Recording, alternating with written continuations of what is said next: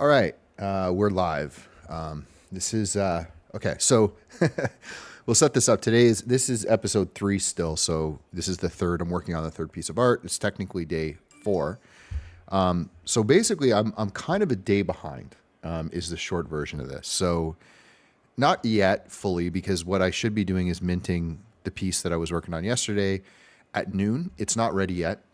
But now it's the weekend and I've got kind of a plan together. I was thinking about how I want to do this. Like, I think I'll have this one done, at some point this afternoon. And, we're probably, I think of the last mint, we were 7.5 hours behind schedule, right? So it's like every day you make it, you mint it 24 hours later, 7 hours behind yesterday. I was hoping I could make some of that up today.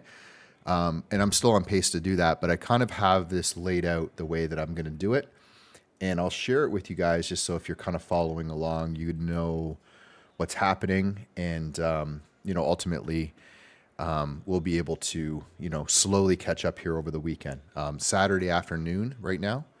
And I'm just going to double check something really quick. Yeah, so it's Saturday afternoon where I am in Pacific time zone.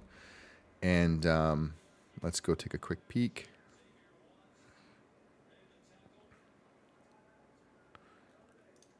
Because I think the pass is expired. I think it's done. Pretty confident. Just going to double check it. Yeah, it is. Okay. So the actual mint for the pass is finished. There were 21 total mints, which blew away my expectations. There are 20 holders of that. So 20 unique people own the piece, including myself, there's one in my vault. And there are... there's 20 unique holders because one person, NorCal guy, has 2. And then, not including me, there's 20 pieces minted. So, again, by all measurements, this blew me away in terms of my expectations. So I'm really excited. It feels good to have these done. And now I can just deliver art and I don't have to stress about each day. Obviously, each piece is up for mint. So every single piece is going to be available. As a reminder, if you're not familiar, every single piece will be available, once a day. So at the end of, again, we start working at noon. The next day at noon, we're supposed to mint. We're a little bit behind. We should be minting right now, but we'll finish this piece, mint it, and then I'll explain the plan for the weekend. So the very first piece, let's just go check this one. Okay, the very first piece is also over, which ended with 24 mints. So I think one more person may have minted this one. So let me just take a peek. No. Okay. So that means that we have 23 unique owners of this piece. And then let's go back one more and I'll break this all down. 22 have been minted at this one, and this has 1 day left. Okay. This is the one that matters though, the first one. So I'll share my screen here and I'll explain this to you guys. And then this is the piece in the background. Okay. So this collection of art is going to be obviously on OpenSea, and you can click it here and go to this pass, and this is the entire collection. So when you look at this collection, there's going to be 31 pieces, including the pre-pass, in this contract when I'm done the month. So in terms of collecting the full set, right, if you wanted to collect all 30, you either needed to own a pre-pass, of which there are 21 passes out there in the world, or you needed to mint both the first one and the second one. So you can technically mint all the way through each piece individually, and if you have all 30, you'll have the whole set. Now, I said this at the beginning. There's going to be something for all 30 set holders at the end of November. I'm not going to say what that is. I won't spoil it, but there will be an extra airdrop for all 30, right? So if you have the pass, you're done. 21 people are going to get that. There are 3 people that bought this pass, this one here, number 1. 3 people that are currently eligible. So Eric, Abrahani, and Web3. So the 3 people that minted, they could technically have an entire set. They would just have to continue to mint all the way through. Now, of course, people can sell. So someone who minted the pre-pass can sell. But overall, in terms of, potential sets, there's really going to be no more than 21, 22, 24 total sets possible out there.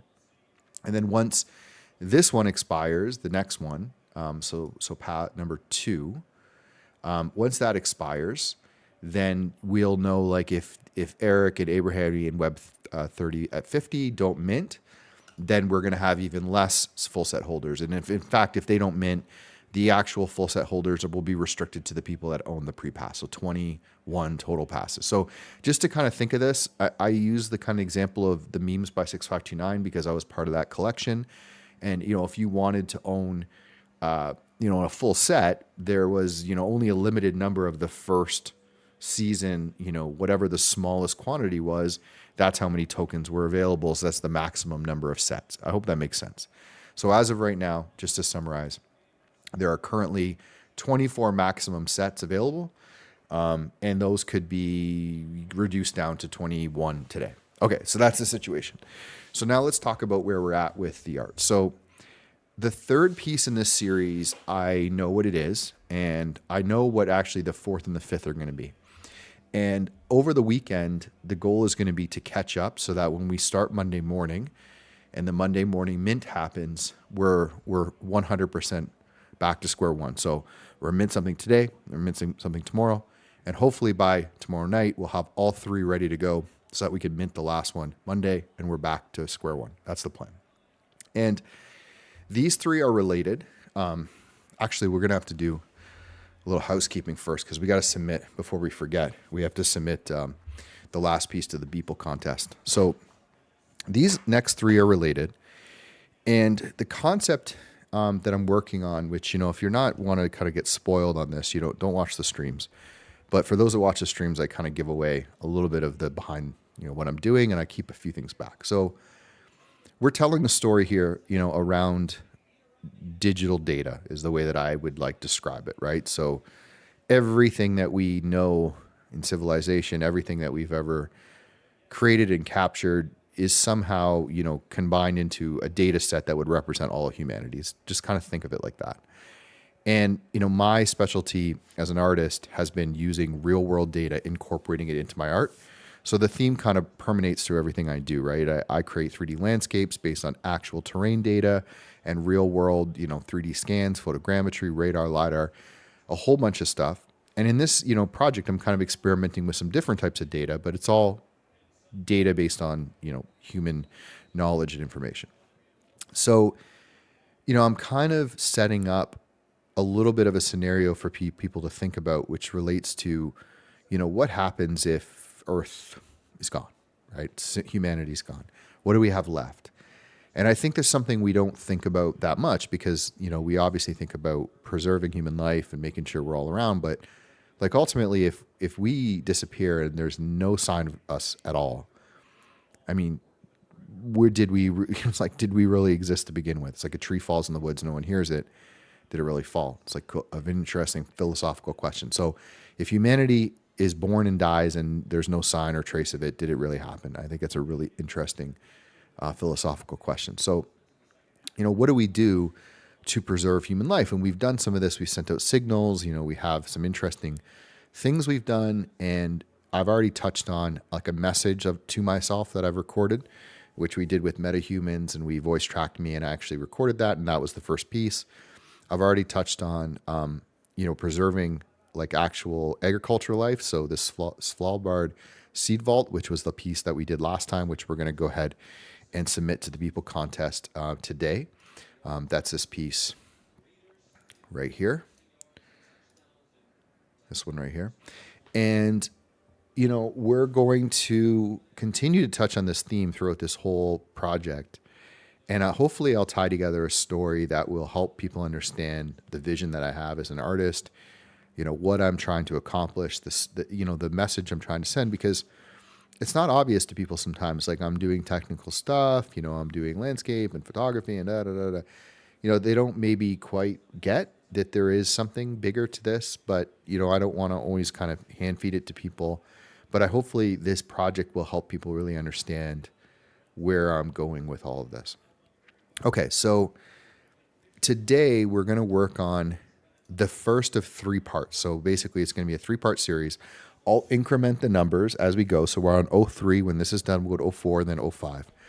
But we're working on this little product here. And this product, I've been using ChatGPT and Discord, Midjourney and a bunch of tools to kind of imagine what would be a device that could preserve a single human life. And I know it sounds like morbid and weird, but I've been thinking about it, and I was like, it's cool that we have these archives and we could archive human data and kind of put everything together. But like the essence of humanity is the people.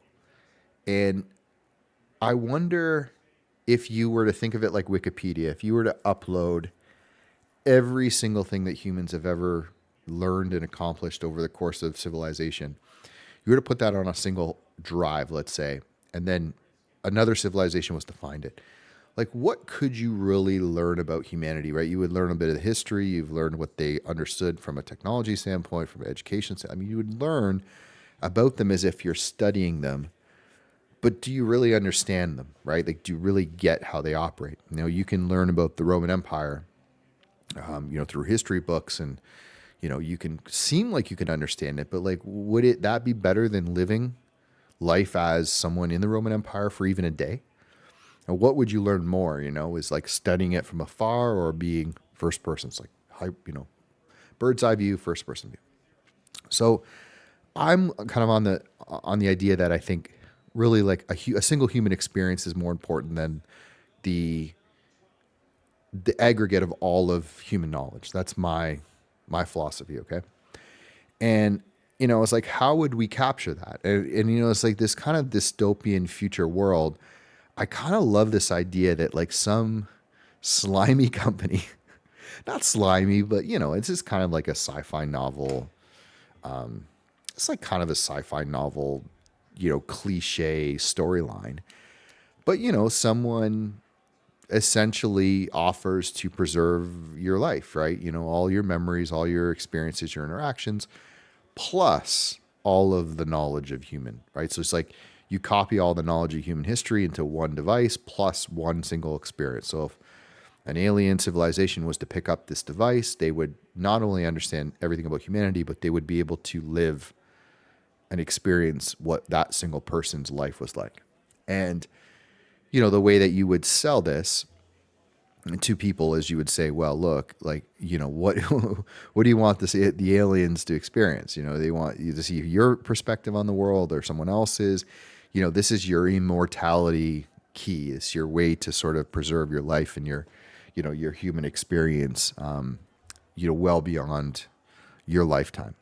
So I kind of love this idea of them selling this thing, right? Like a commercial for like this device that you could get, and you prick your finger and it gets your blood or whatever the heck this thing does, but it basically not only preserves everything about you, your memories, your experiences, your life, your personal data, your photos, your video, like everything that you've ever kind of captured.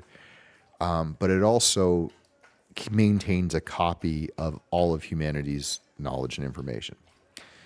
So, to me, this would be like a device that you could replicate humanity. Now, if you had two of them, so if you and your partner, college football in the background. If you and your partner bought one of these two things, well, then someone could recreate, your life experience with your partner. And if you bought them for your company, they could recreate the experience for the company. So if you had 7 billion of these things, you could 100% recreate, all of the human experience. But, realistically, you sort of kind of imagine a scenario where maybe some of these are discovered and this, future civilization can kind of recreate whatever microcosm of humanity they are able to capture these devices for.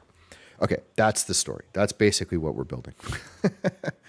So this is the current prototype. It's very early. We started this yesterday. You can kind of see it. Let me just see what the sample count is. Yeah, it's pretty, it'd be pretty aggressive. I wonder if it's, what is causing it to be a little bit grainy and slow. I'll let this kind of load and see. May just be the way that I did the lighting or something, but it's seemingly, it's probably like the samples for anyway, it doesn't matter. Technical thing. Just it's not loading the full scenario. So, okay, so we're going to make this device. And there's three parts to what we're going to do over the next 48 hours. So this is going to be like a marathon stream. Let's just say from now until Monday at this time, we're going to get all three done. So the first one is we're going to finish this perfect 3D model of the outside of the device. So the outside of the device is what somebody would discover in a future time. And I've already spec'd this thing out. Like, I'm not an engineer or product designer, so obviously this is not going to be, can't say we're going to make this thing. But it's all sci-fi. It's like, okay, what would be the power unit that would drive this thing? So we've got that figured out, and we'll show you that in a second. What would be inside of it? How would we store the data? We've got that figured out. I'll show you that in a second. How would it open, right? What would be the mechanism? How would you communicate how to open this device if someone, remember, like someone picking this up would have no idea. You have no idea what they're, they don't know English. They don't know, they wouldn't necessarily know anything about this. So you have to make this device, like you only see in the sci-fi movies, we pick up an alien artifact. It's like, well, we don't know what to do with the damn thing. So how do we make this so people would understand how to, what to do with it? What material would we make it out of? So we have that figured out, and we have those started to integrate into the device. One cool thing, which I'll show you, which we were working on, I don't know if we'll simulate this or not, is I was brainstorming. Well, I was using ChatGPT actually to brainstorm this of like how the device would stand upright, because the way I'm imagining this is the outside shell is like impenetrable. So just to give you an idea, the bottom is tungsten alloy, the middle is a titanium alloy. The glass is actually a synthetic sapphire. Those are the three materials that make up this thing. And what's cool about this is that the outside would be what is absolutely preserved. Like it's basically, you can't get in. It's untamperable. It's protected against the elements. So the reason why the tungsten is the bottom is it's heavier, and we're running a physics simulation because one of the ideas, which is amazing, for how to keep it upright is a Weeble. If you guys remember those old Weeble toys where no matter which way you put them, it comes up. So what we're doing is the bottom is tungsten, which is like ultra heavy. The top is a titanium alloy, which is ultra light. So even though there's way more center of mass at the top, we're trying to simulate, well, what would it take? Like, would the thickness required of the tungsten at the bottom for us to actually have enough weight at the bottom to keep the top upright? And I've been running like the math in ChatGPT, which is amazing, and it's helping me kind of determine the thickness and all that. So this thing is going to, hopefully with a physics simulation, is going to actually, like, I'll be able to knock it over and it's going to pop back up, which is super cool. And then the way I imagine it is there's a button at the top, which is going to be like highlighted. So the little light will continue to kind of rotate, and we're going to do that. Like, that's the only lighting, like ultra efficient. This one here, I think, is going to be the battery. So this is going to indicate like the battery level, and it's going to kind of like go around to show how much battery's inside. That top one is the lock mechanism. So basically whether it's locked or unlocked. So you'll first sort of press something with the top, and that will unlock the device. And then once the device is unlocked, I imagine it being like screw. Like, I think that's going to be the way to do it. Like, you just unscrew it. And then instead of unscrewing the top and lifting the top up, you're going to unscrew the top. There's going to be like a mechanism that I'm pointing at, like my screen is, if you can see it. But there's going to be a mechanism that runs like the length of the middle of the device. And that's going to, when you twist that, it's going to unlock this bottom part. So this bottom part is where this thing is going to come out. And then what's going to happen is essentially the shell will come off the top. And inside the shell, the tungsten base will stay. There's going to be a power plant or power center. It's called an RTG. It's basically like thermal radiation is what's going to power this thing. I know it sounds ridiculous, but thermal radiation powers this thing. And then this base will stay with the power unit embedded. And then up here will be some type of control chip, like basically the brains. And then in the inside, what you're seeing in here, which is just an image right now, is synthetic DNA, which is what is going to actually store the data. So the synthetic DNA core is what's going to have the data set. And then on the top up here is going to be a little like handheld control unit. So it's like a decoder, and that will come out. And then on that decoder, that's how you'll actually read the data from the device itself. And then there will be a Faraday cage, which is like an old school, just like shock cage that I'm going to kind of figure out how to integrate like visually into this thing. And then a bunch of like encryption and writing on the outside. And then at the top, there's going to be the button, which you can kind of see already here, but we're going to kind of model this out a little better. And that's going to indicate you press that. Then this will have some ridges on it to twist. I'll twist off. And then we'll have the mechanism inside. And then that's going to be the unlock piece that's going to turn. And then the base will stay. So the last thing about this device that's really important, and I really thought about this a lot, because like the thing is, how would you know what this is, right? It looks like a coffee mug, which, by the way, great idea. A Weeble coffee mug with a tungsten bottom. Maybe shout out Tungsten Dow. Maybe we'll make that. Maybe we'll make replicas of this. How cool would that be? What if this airdrop gets you access to a replica mug? That'd be wicked. I mean, how cool would a mug be that you could just see what's in it first, right? So inside this, we do the world's most expensive mug. We'll do it for like, 0.25 ETH. Inside, you see the liquid. And then, you get this like tungsten base, which keeps it upright. And I think there is a mug like this that has some type of a wobble thing in it. And then the whole unlock mechanism. I mean, it looks like a coffee cup. I mean, it looks like a coffee mug, which is cool. I like that. But yeah, you would see what's in here, which is what's going to help, because, if you pick this up, you're going to understand there's the DNA strand. You'll see it through here. So you'll kind of understand there's something, obviously important in here. And then what's going to happen is I want to depict on the glass hieroglyphics. How do you actually say that word? Okay, I have to still upload this. Hieroglyphics. So we're going to do this. Yeah, hieroglyph, right? So basically, there's going to be a oh my God. Hieroglyphs. So like, there's going to be like hieroglyphs that are going to indicate the human civilization, like story arc. Oh, I don't have my chat up. I'm really sorry. Okay, we're good.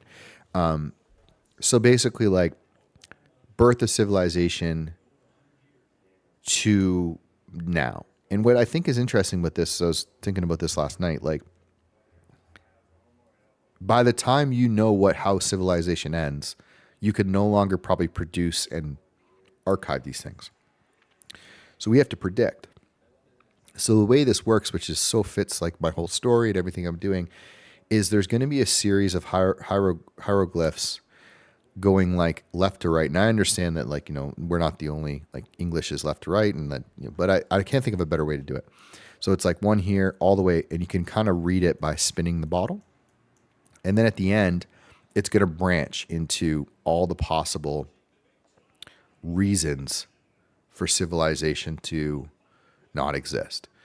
And I have that all listed out, and we're going to today generate, by the way, this is a UV thing. I'll have to fix this up. Just the way that it's wrapped. It's not a huge deal, but we'll just fix it. Yeah, so it's going to indicate basically, like, you will have to, from the outside, understand something bad happened, right? That this is like society, and then bad. And then I don't know yet how we're going to indicate the opening in the top. It might just be arrows or something to tell that this is the opening. And then we need to also include like a little boilerplate for the name of the person, which I'm thinking, I've been thinking about this a little bit, but I kind of have this little weird idea around like a crypto address being like your, that's like your ID, so you'll have a crypto address on here. So this one might have mine.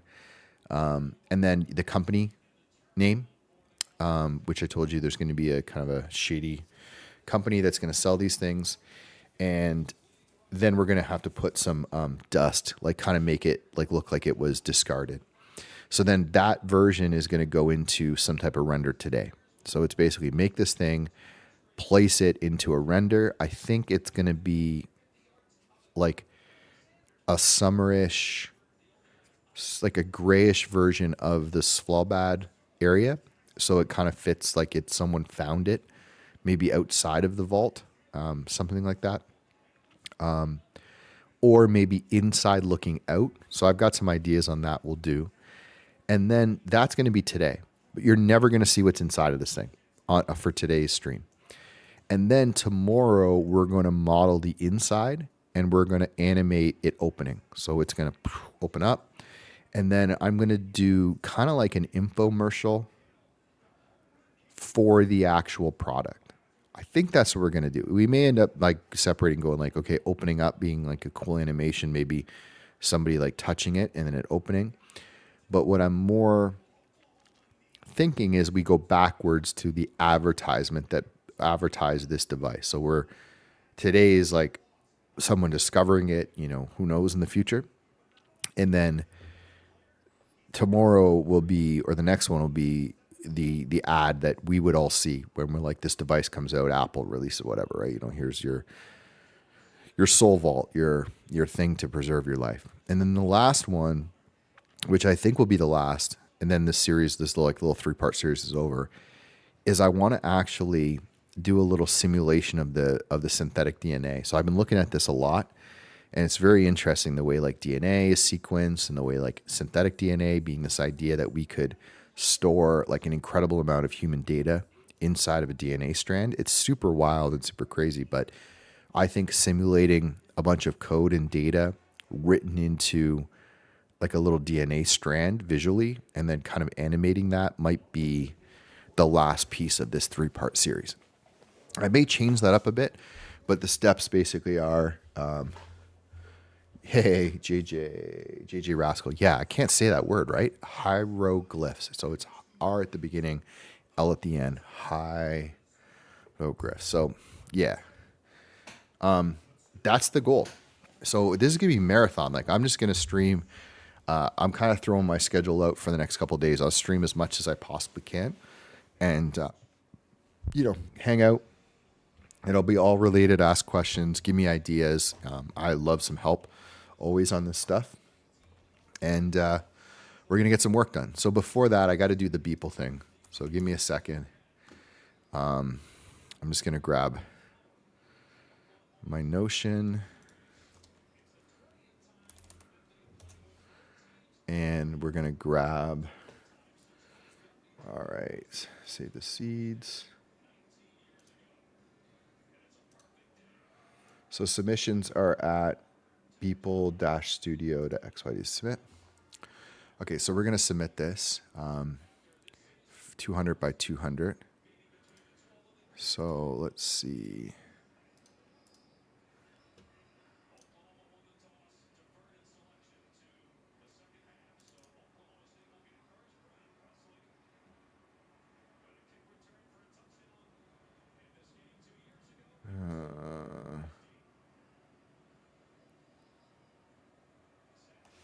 I remember the final file. I think it was just called, maybe I put it on my desktop, which would be a stupid thing that I would do.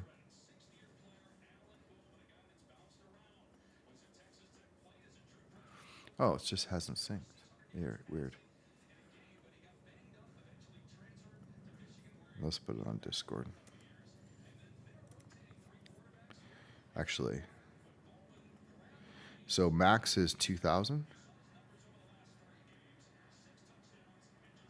So we're going to bring this thing down to 2000 pixels, which is 804. Duplicate.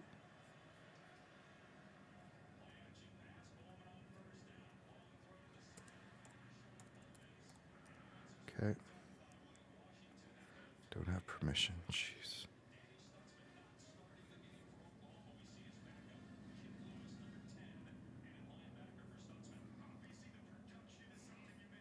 I don't understand sometimes. Okay, hopefully that works. My Dropboxes. Oh,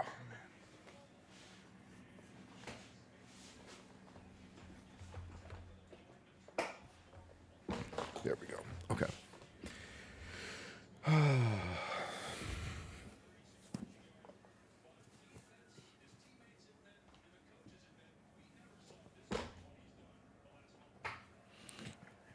bloopers from the streams are going to be ridiculous.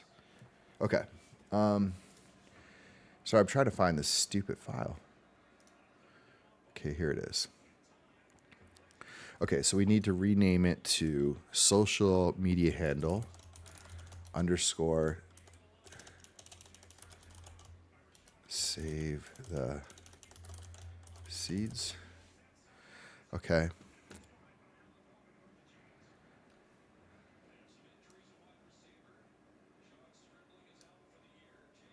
So that's the file.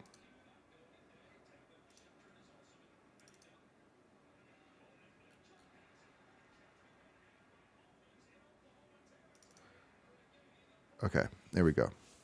Okay, I've submitted one file, which is JPEG or PNG.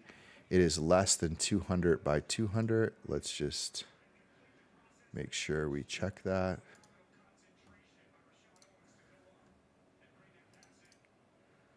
It is not. Oh my God. I literally just resized that and then exported it and didn't work.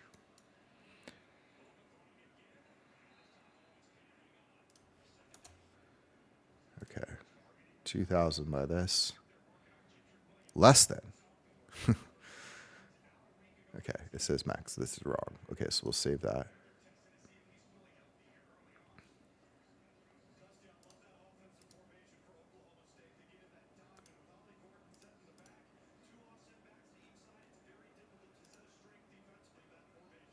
Okay.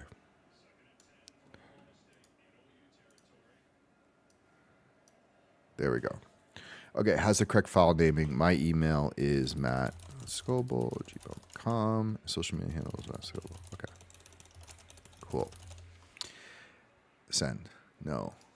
Why? Yes. So let's grab a little screenshot of this.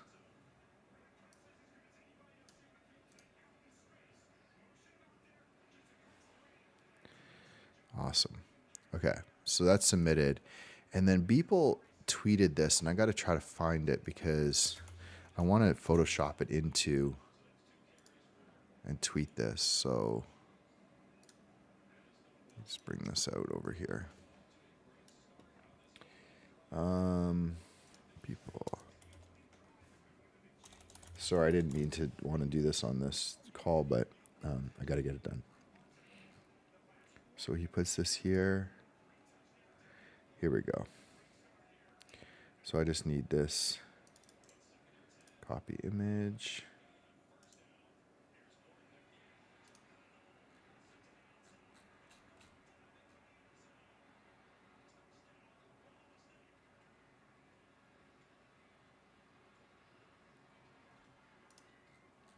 Be cool to get like an actual photo of the people.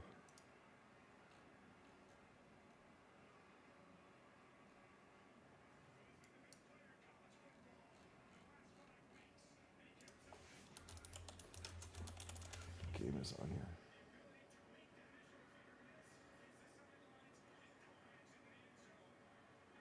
Ohio State.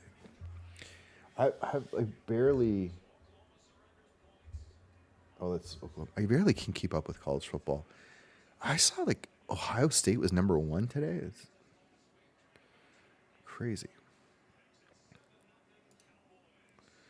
I'm just looking to see if there's a studio shot that's similar to that one.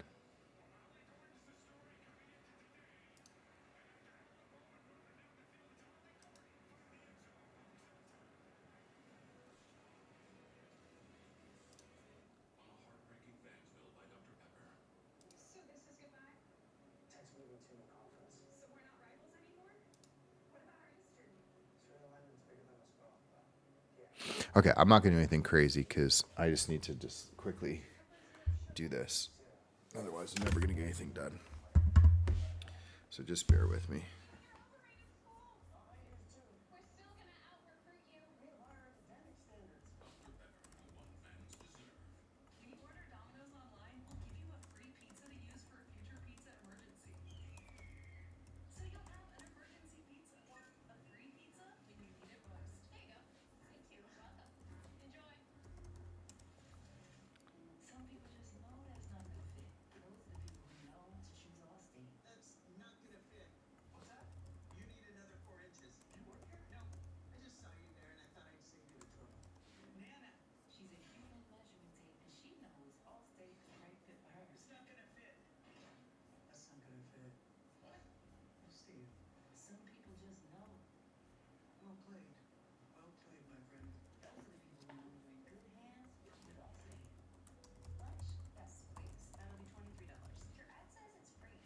Okay, I'll tell you what. Give me 2 seconds. I'm just gonna go turn down the audio. I'm going to kill this sweater, and I'm going to grab coffee, and I'll be back in 2 minutes to just 2 minutes to start.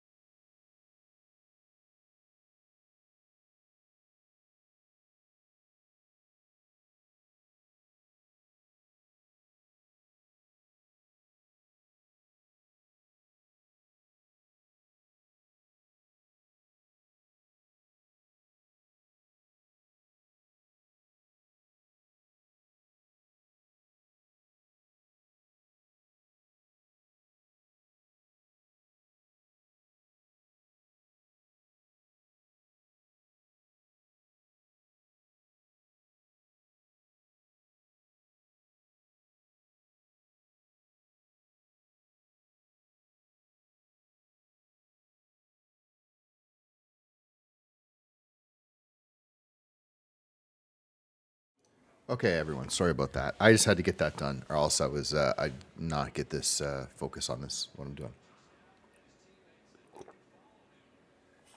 Okay, so that's submitted. I just tweeted it out.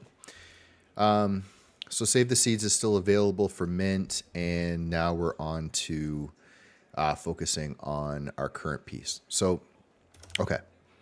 So I'm just going to make myself a little list of things that I need to do. Actually, I'll do it the way I've been typically doing in the past in Blender. It'd be nice. I think people could see it. Thanks, man. Sorry about that. Yeah, I know. It's like the worst thing to do during a live stream. But, it is what it is. I micromanaging a lot of stuff right now related to this. But the good news is the passes are now done. So I don't have to worry about that. So I can focus on working. Okay, so what I do is I'll just bring up a text editor. And then we'll do a new file. And we'll say this is CAFO episode 03. And this is called, what are we calling this right now? SoulVault. And then this is the action list. So I just make myself a list of things. And I'll share some notes and stuff that I've already created for you guys to see. Okay, so first thing is we have to do is we want to create the hieroglyphics for glass, and then we want to superimpose the hieroglyphics on glass, and then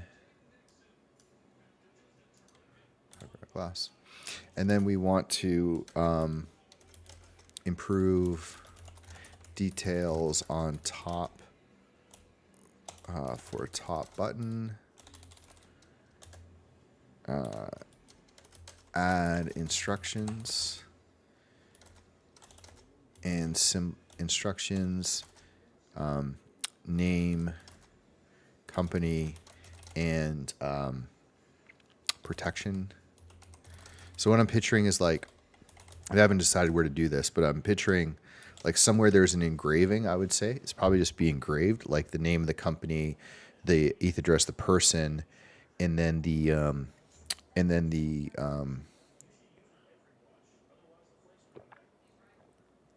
like some symbols. And the symbols will be like shockproof, waterproof, heatproof, all that kind of stuff. I don't know necessarily why I would have that. I just know that, like, usually you see that kind of stuff on devices that are, maybe symbolically able to survive. And then we're going to add more details to outside. So just some like ridges and stuff that I want to kind of add to make it look a little bit more detailed. And then I think that's going to be it. I mean, this basically the outside. Oh, we might want, I think maybe we could get away with just the image and the inside for now. I kind of picture that image that we're using, which is this, it's a Midjourney image. So I can just isolate it and show you. I think this is going to be very similar to what it is. Like, I don't know exactly, but something with this color scheme is going to be what we keep. And some type of a, design like this. So I don't think it's going to be that far off. Although we might adjust it the last second once we kind of finalize what that art is. So I might keep just the image for this render. And then we just need to decide on composition, update, environment, and we need to render image. So what I'm thinking from an environment standpoint is, if you take a peek at this piece,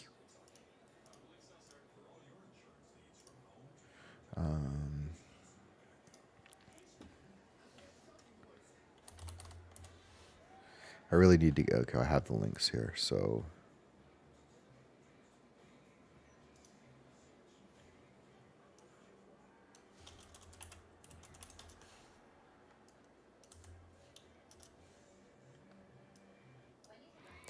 right. So if you look at this 3D render, I mean, this is real. Like, this is a building. And what I'm kind of thinking is having this door open and maybe the bottle right here on the ground and then looking out at this background. That's kind of what I'm leaning towards right now, because I think it'd be kind of cool as if, like, maybe the facility got broken into or destroyed. There's just like a single bottle with like a light flashing, something like that, on the screen.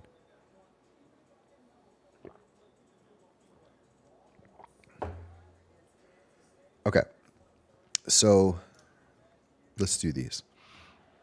Okay, so I want to get a shader figured out first, I think, before I go into actually generating these things. So I've been thinking of two ways to do this, and I'm not sure the right one. One would be like putting like inside almost like a ring, and then like almost like a loop, and then putting the text on that, or putting the text as like actual symbols. No, that won't work because we're going to generate real symbols. So we can't do that. And I think the IOR, like the refraction on this, to make it look good in the inside, I do think the refraction is going to cause a problem. So I do think we need to put it on the outside. Now we could wrap it around, or we can just create a shader with it. So I think I'm going to try the shader idea. So if you look at this like synthetic sapphire shader, it's really simple. It's just glass with a Fresnel and a principled BSDF. There's not much to it. It's a really simple texture. We'll just sort of organize this. But what we can do is we can get, let's get, that's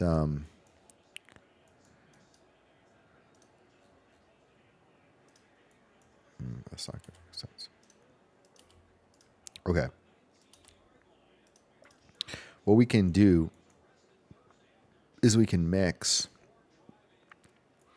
I think, emission potentially with a mask. So let's try this. Well, I subscribe to the Noun project. So what I'm going to do is bring my browser over and you guys can watch this. So Noun project. So I subscribe to the Noun project. I know it's like a little monthly fee to be able to do these things. So what I'll do is let me grab the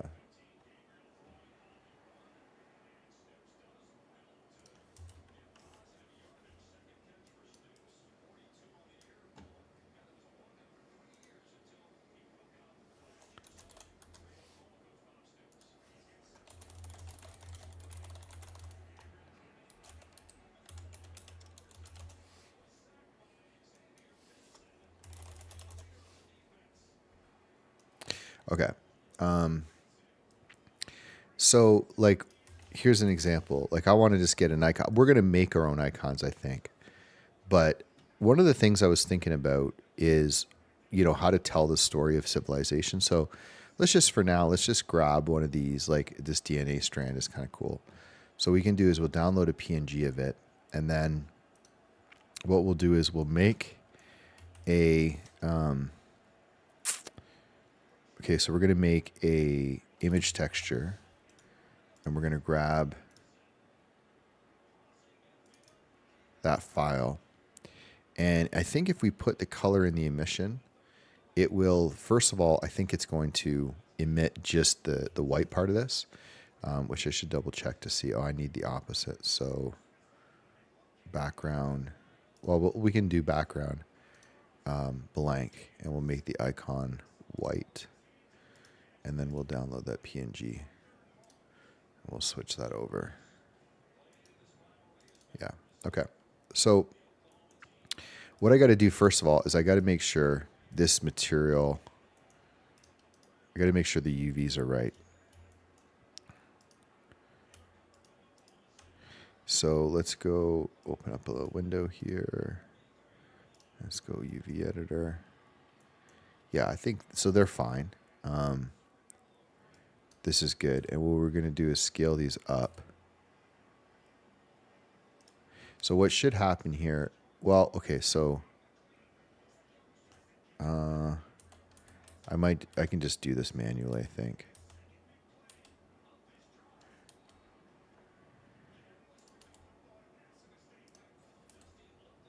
So the idea being that each one of these could be I'm going to say two of these should be a symbol.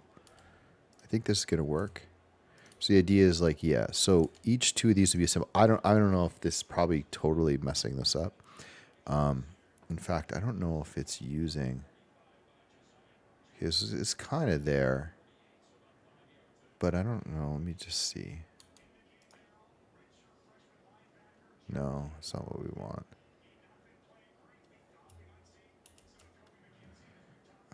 We could do a seam.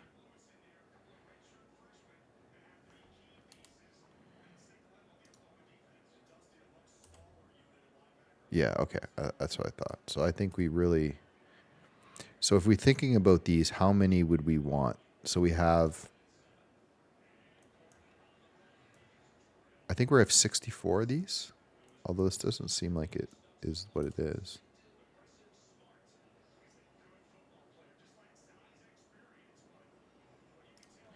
Maybe I am going to have to unwrap it. So I don't know if there's a back to this, so we'll just go from here. This is the front. So we'll go to the opposite side.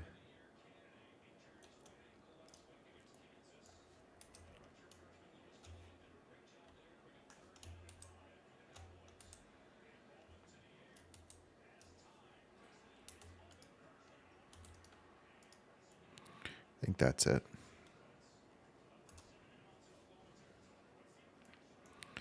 Okay. I think that's going to be the one. It's hard to tell whether... Yeah, okay, so that's it. So that's the one at the back is a seam. And then if we unwrap these... Yeah, okay, so now they're good. And now we should be able to rotate them 90, make them bigger. No. My brain is broken onto what I want to do with this. Because we're going to need, okay, so we're going to need a large texture that's this way. And then each three would be on, so let's try it this way. So let's see if I grab like one. Let's see if I grab, so each one might be, let's say they're 6. So 6 into, is there 64? I think there were 64. Oh, that's probably why. Okay, so sync.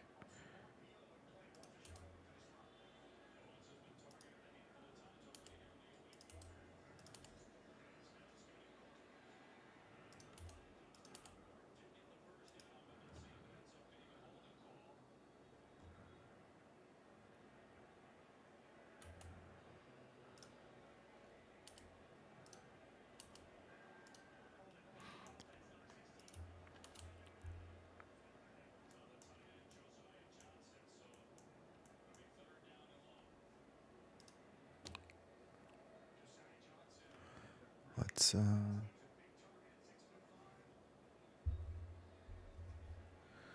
me think of what the heck I'm doing wrong here.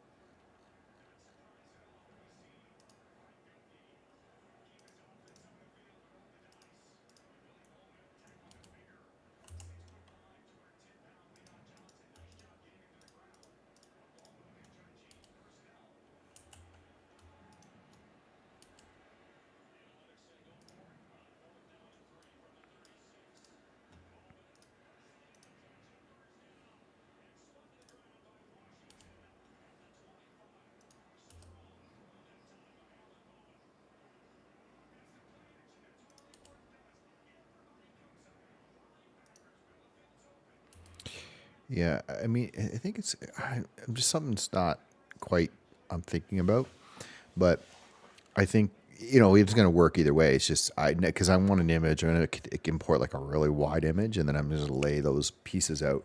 So I'll do it in Photoshop to tell the story. Okay. So the question is, what can I make this look like? So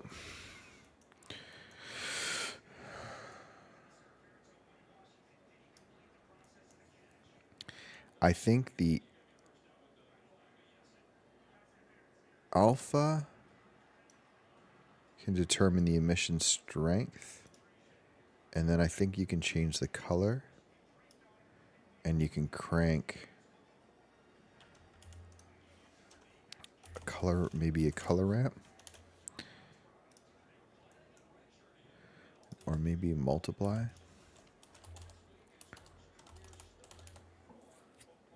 You know what? I wonder if a map range will do this better. So we could take in the alpha into here, which should be between 1 and 0, and then bring it here. And we'll set this max as like 50. I don't know if that would work. No, so 0. It is changing it. Oh, right. Hold on. Sorry.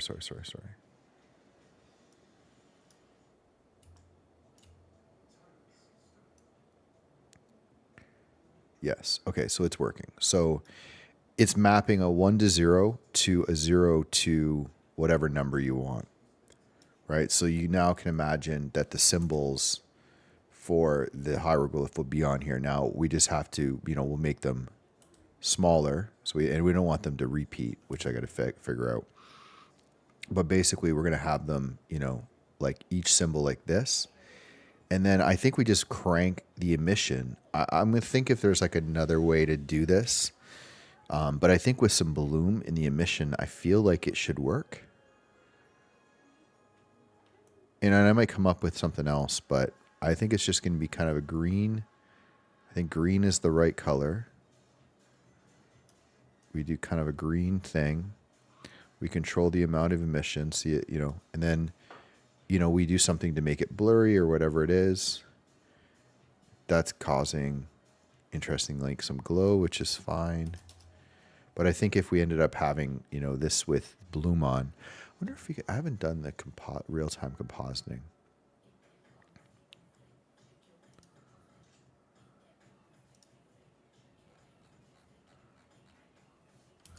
Yeah, I don't want to try to learn that now. I was curious to see what it looks like with bloom. Let me just see. Surprise, it's probably not that difficult. Glare. Is it this easy?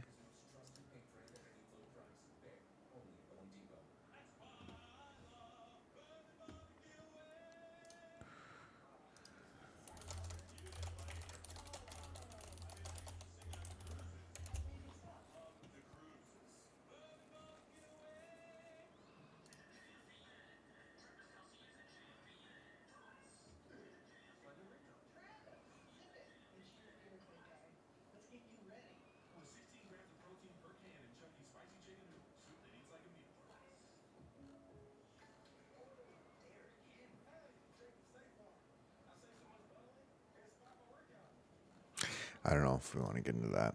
I just wanted to add some glare to the thing, but I think if you switch it over to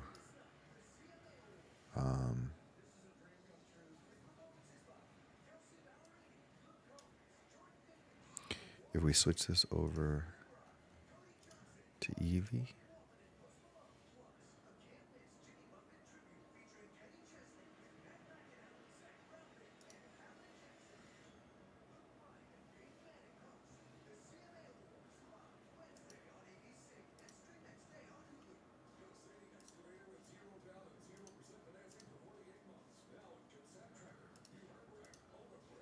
you know what? Let's not do it. We can always render out and just see it in the compositor. I think we'll get it. I think it'll make sense when we put the symbols in and we add a little bloom, and we can always get creative with the coloring after. Okay, so let's go generate the symbols. So we're going to do this in OpenAI. And what I'm going to do is I'm going to open up. I'll open up a couple windows.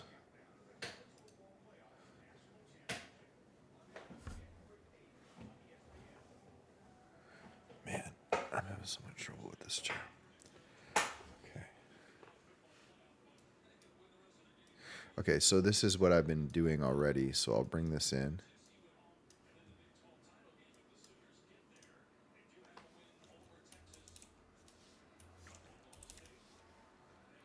And then I do another one for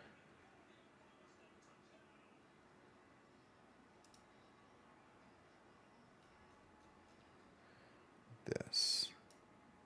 Because we've been also generating some images in DALL-E for this anyway. So you kind of get some ideas of some of the stuff we've already kind of generated here, which I've been using as inspiration. Although none of these like really, this one was interesting. Oh, actually, this is one I like the top of. See this mechanism, the two lines, and then the little screw stuff, and then these little bevels. I like this one a lot. So I kind of used that one, but I didn't like the big opening. I just wanted the small, something that was like wouldn't be easy to break. Okay, so I've been kind of showing a bunch of these things. I've been asking it for some of the history of Earth and what symbols.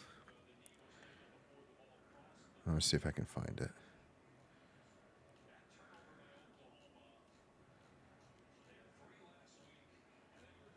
Let's just ask it. Can we go back to the symbols representing the arc of humanity? Do you remember the context? So I have mentioned this before, I think, on streams, but like I've never really used. I don't think I've ever used AI in any of my work, but I use it all the time for just like brainstorming, prototyping. Like I usually explain what I'm working on, and I just kind of have like a running dialogue. And so let's generate some symbol ideas.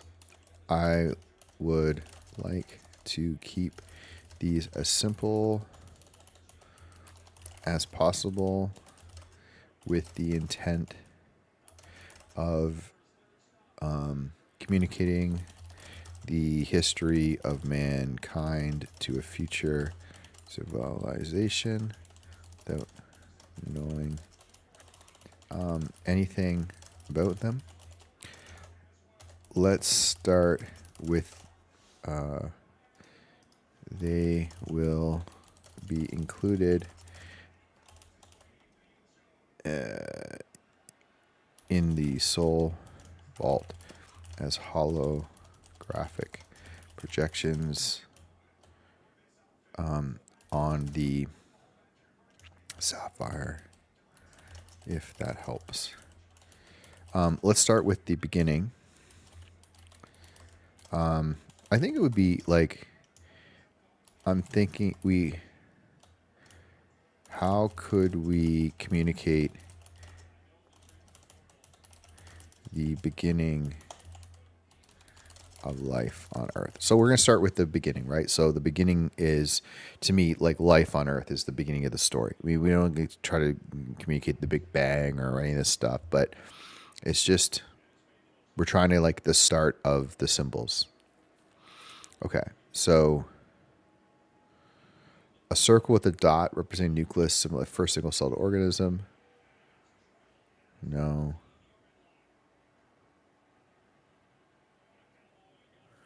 No, I think maybe the helix and the carbon atom. No.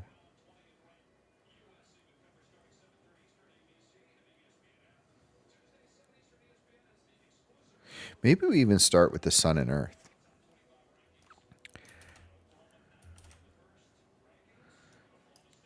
Okay, maybe let's start with number 7. Could you generate a prompt that I could use in AI to help create this? Also, help me create a consistent style. It should be a solid background,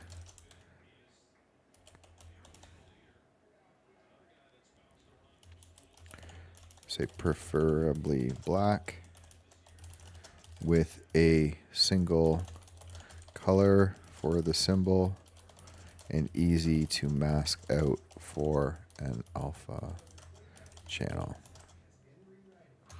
Okay, so let's see what it does. So what we want is, in a perfect world, we could tell AI, like, look, we want like black background, white text. Make the symbol from that. No, we just want. All right. Let's go with just white or gradients. White to black. Vector, black, background. Can you generate a prompt for number 7 based on this? All right, let's see what it comes up with. Unfortunately, I don't have access to. I was hoping there is a version of DALL-E or sort of OpenAI DALL-E and ChatGPT that's like integrated, where you could just ask it to generate. Eventually, when they bring that all together, it's gonna be huge. Right now, I have like 5 different, I think, versions. Like I can do new chat, and I've got default, browse, advanced data, plugins, and DALL-E. It would just be great to just have, all one. Okay, so let's see. Let's see what it can do with this. So I give it its exact prompt that it generates, and I see what we get. And then I usually flip over to Discord and I grab the Midjourney and I just give it the exact same prompt. So I just remove design and I just let it go. Now I just see what they both get. Oh, interesting. No, I don't think I like this. No. Yeah. Okay. We need to adjust this. Can you adjust this to focus specifically on the conditions, Earth, Sun, Moon, that allow for life on Earth?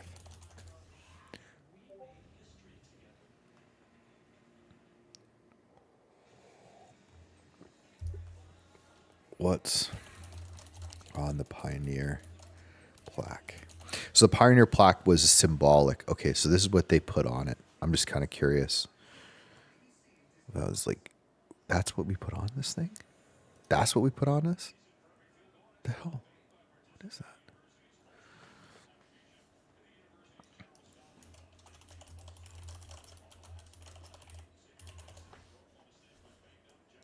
I mean, it's cool. It's cool that they put like the little illustration and stuff.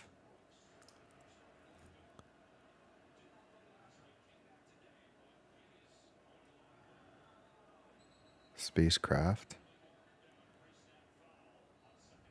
Oh, Earth. Okay, so there's the spacecraft. There's Earth, the sun. That's interesting. All right, I gotta hit a quick washroom break. I'll regenerate this one. See what this gets. And then we'll do Discord.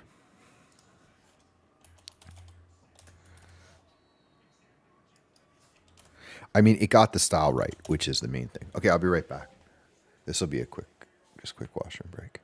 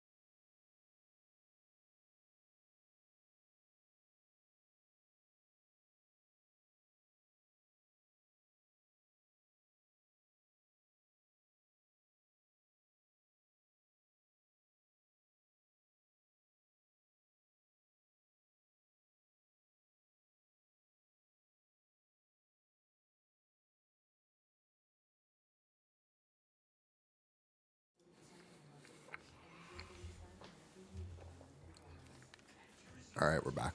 I had to get something to eat quick.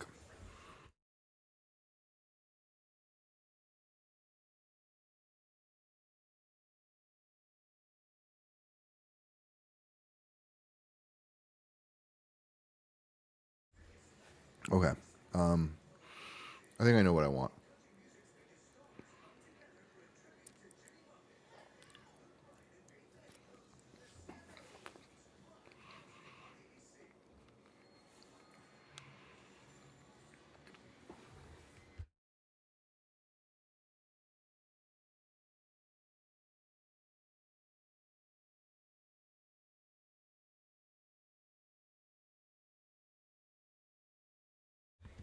Okay, so I mean, I'm just gonna adjust this because this is what I really want.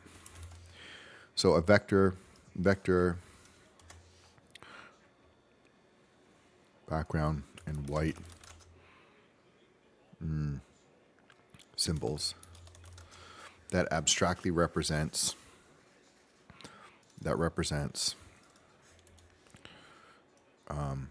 Earth, the moon, and the sun and their relative positions in the solar system. I think that's enough to describe the conditions, right?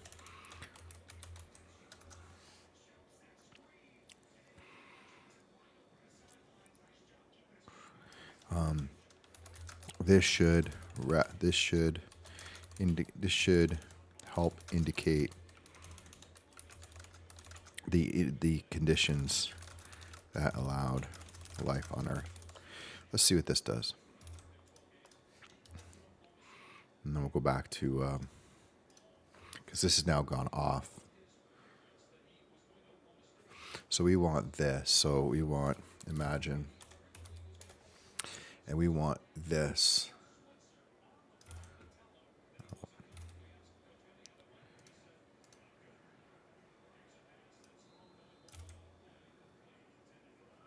That doesn't make any sense.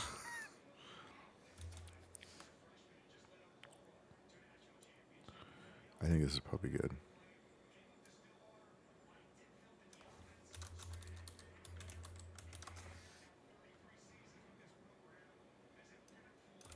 I think this is probably the one. We'll see what we can get. I might get rid of this one. Keep it super simple. I think it starts to try to interpret some type of weird, symbolic thing here where what we really just need is like show the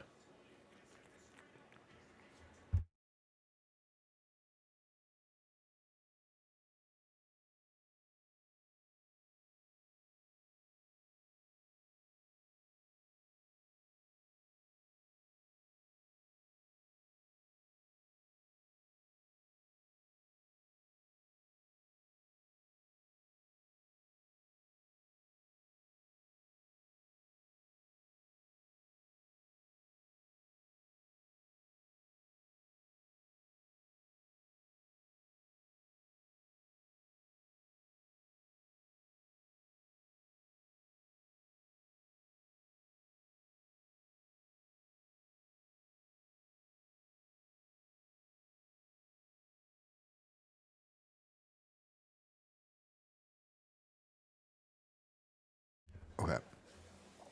So the nice thing about DALL-E over Midjourney, and Midjourney tends to do much higher quality images, but you can kind of tell it. So this needs to indicate the actual position of Earth in the solar system. Yeah, like I don't know. You can sometimes kind of tell it, and it will adjust the prompt based on what you're saying. So it's another layer of abstraction. Here's what you say instead of having to write it, which is kind of crazy, right? Because you can once you train the AI model to know how to communicate with itself, you can do it. Yeah, like this is a little better. Getting close, but not realistically showing the orbits. I mean, it might be hard to get it to do it properly. We'll try this one again.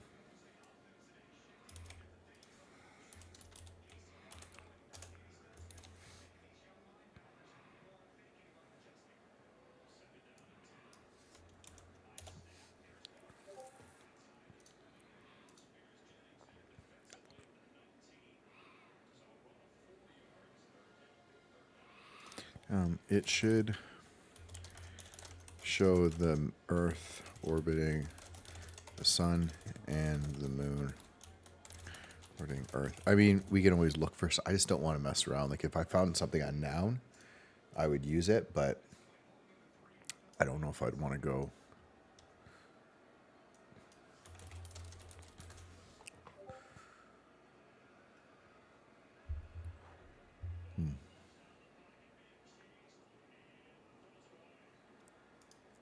It'd be cool to get something with. Okay, so got it wrong.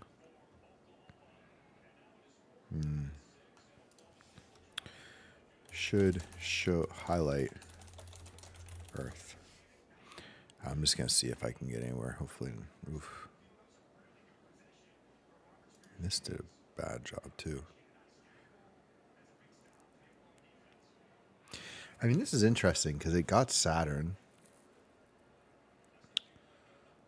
It might, I don't know, but then Jupiter.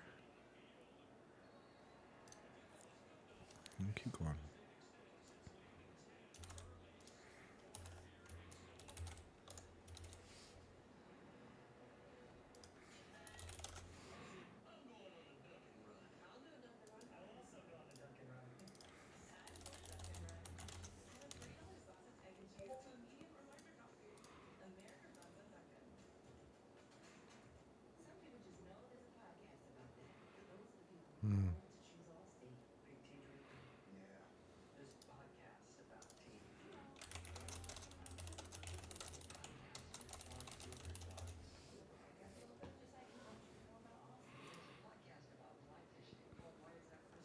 And Midjourney has abandoned this style, which was really good.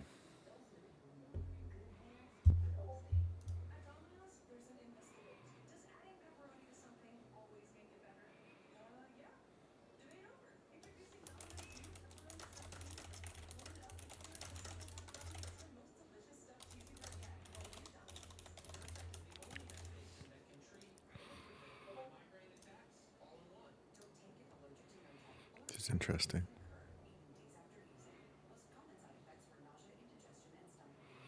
I like this one. I like this one. I think I could use this. I mean, it's obviously not to scale and stuff, but it kind of represents what's going on with the sun. Okay, generate more versions of the image on the right. I like that one. And also, like, even though there's blue, we can just use that as a gradient and play with that. So that's kind of cool.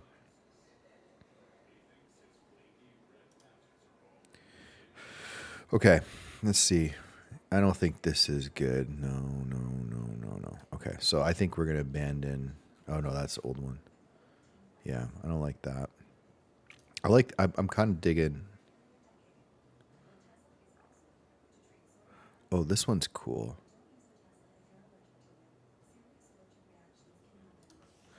The one on the right is really close, but could you make the sun look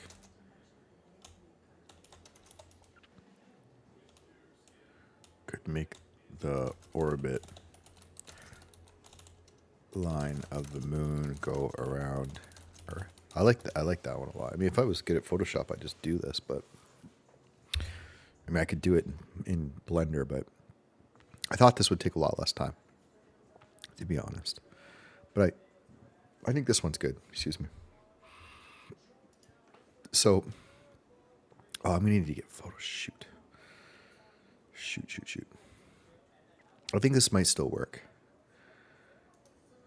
Let's just try. Yeah, I'm gonna have to get Photoshop on here. That's so annoying.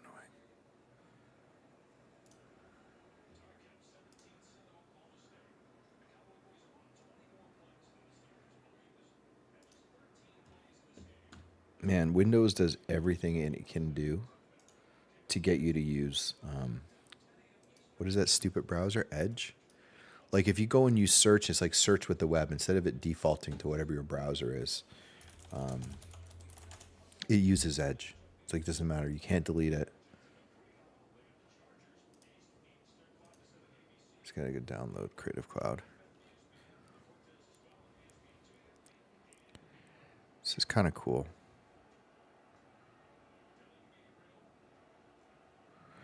I like the Earth. I think this is the best one.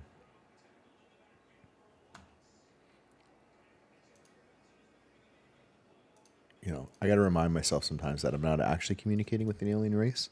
That this is just symbolic. Like, we're not actually putting this out there.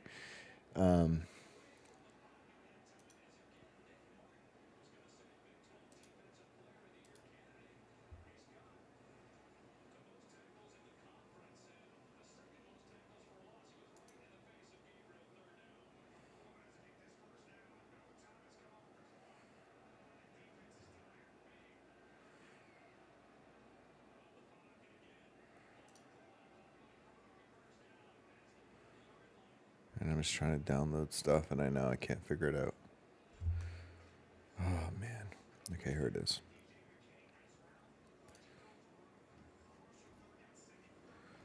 So I'm just downloading this.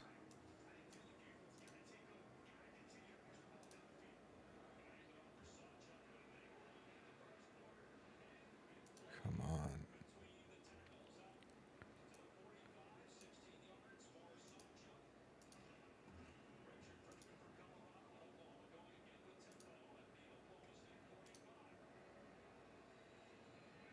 Okay, it's going.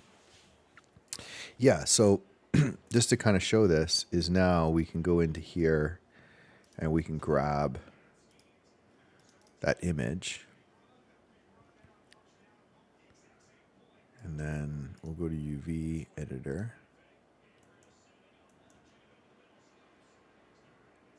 No, we'll go to UV editor here. And then we'll change this to Dolly prompt. And this is where it's a little tricky because there is no alpha here. So we're going to have to take the color and put it in here. And then for the base color, I don't think we need that.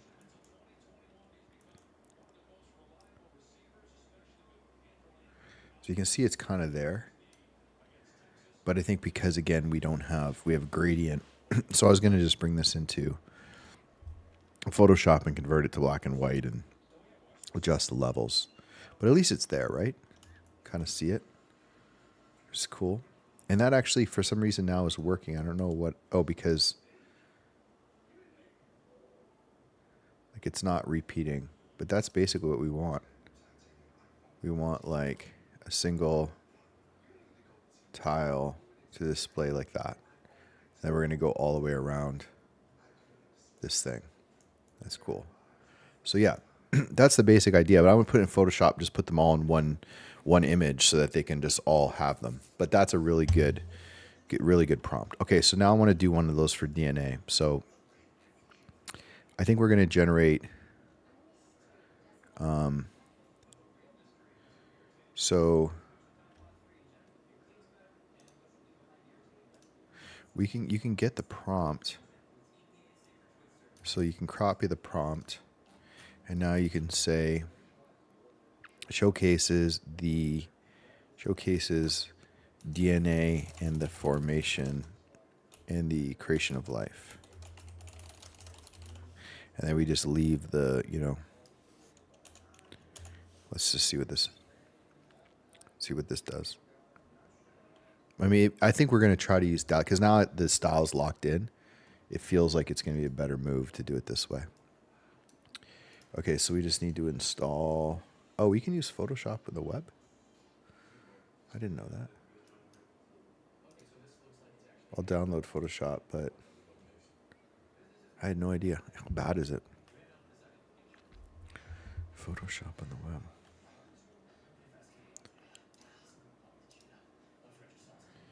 Interesting. I like this. I don't mind this. Okay. Keep the colors monochrome. And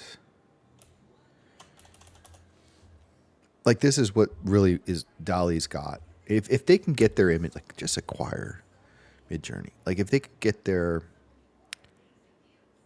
quality up to like what Midjourney is, it'd be incredible. Which is, you shouldn't have to like rewrite your prompt. Just you should be able to give it feedback. I like this. I like this. Add similar text to the previous creations and use the words life.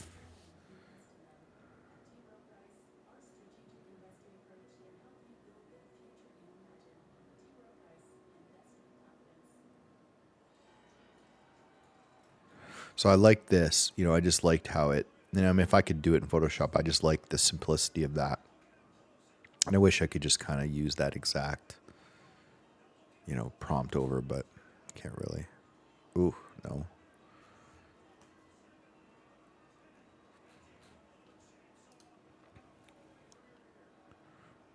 No. Go back to the plain white on the black background. Add the word life below the illustration. Small font. Let's see if it gets it. I typed it wrong.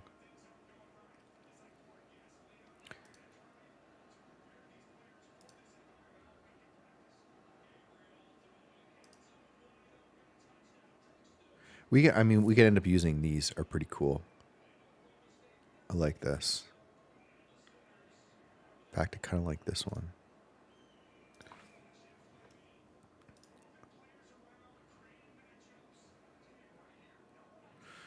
Okay. I've said this before in the stream. I would love to find a node-based image editor. It'd make me so happy.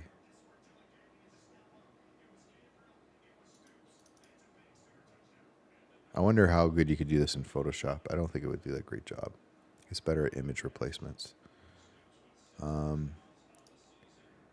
So we want, like, trying to picture this. So we got to kind of figure out the dimensions. So each of these, okay, so I think if we go in here, there's a way to show edge length. Okay, so one of these edges is 0.0339.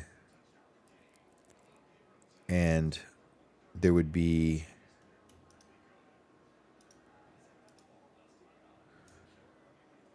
okay, so let's do some math. So there's 64 of these, I think.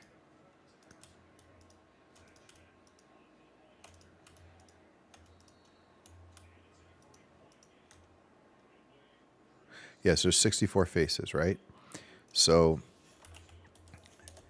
we've got 0.00478 times 64. So 0.30592. So whatever, you can do that as like, I think in Photoshop we could do that as like a, we'll do it as inches. No. Okay, so we'll just multiply it by 1,000. 305 times 10. So by 10,000. So 3049. So 3059.2, or well, 60. And then the height is going to be this. So 0.0339 times 10,000, 339. I think I did that right. So 339. Okay, so now really that's like crazy amount, but I think probably doubling it at least would make sense.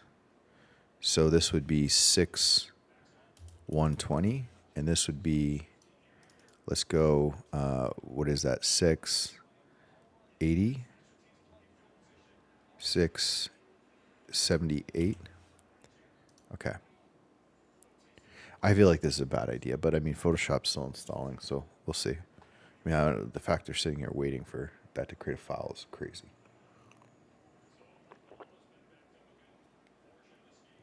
Okay, cool. So import an image. And what did we do?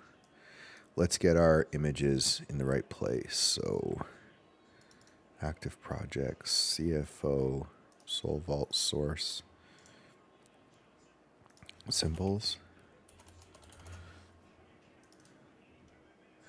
And then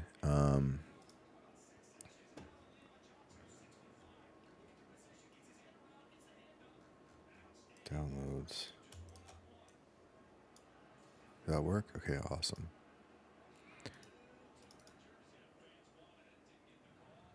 All right. Cool. I don't know. I mean, I have no idea, to be really honest, how well this is going to work. Like, remove background. Did it do anything?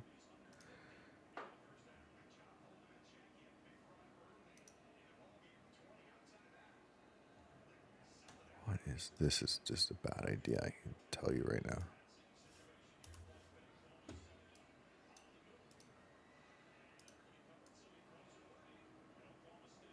But at least we can get the idea.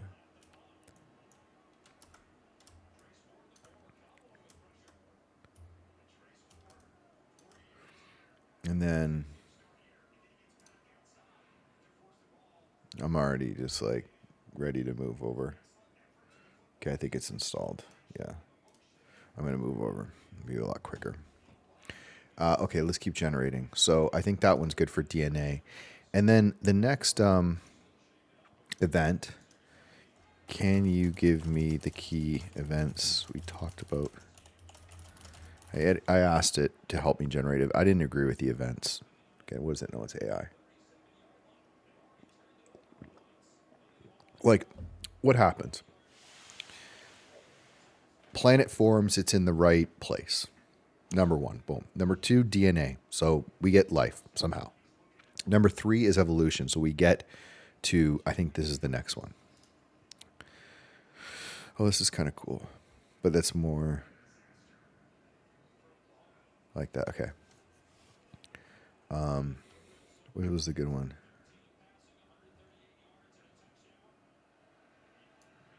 Okay, so let's go.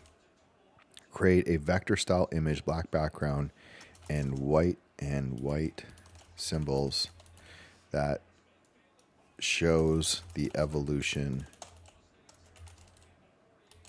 of man. Let's see what we get. Okay, so we evolve. Then I think fire is the big one, because the fire represents safety, but it represents more. It's our first time we convert like natural element to power. And then it gets fuzzy, because then you could say, well, what was like most important after that? Like maybe agriculture. I want to say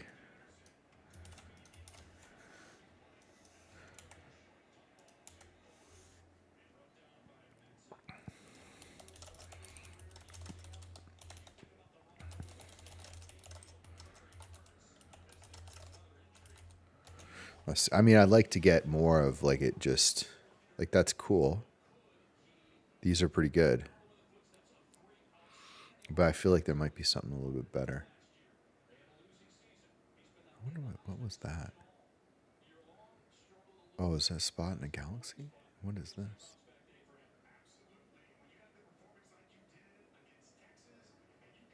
It's a cool idea though.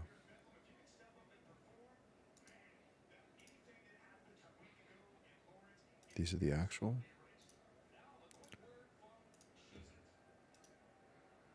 This is the one. There's the plaque. It's super cool. Kind of include it. I want to include it somewhere.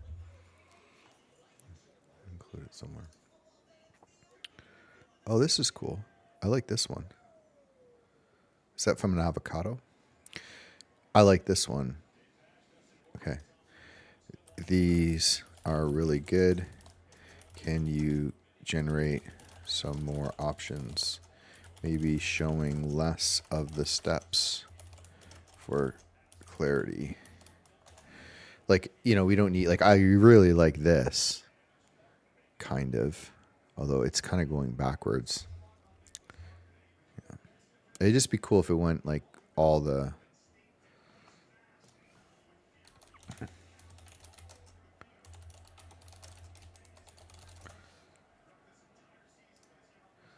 Like, obviously it's the one we know, but it'd be cool to have one that shows more than just that. I mean, we can use it, but I'd like one that kind of has also the whole...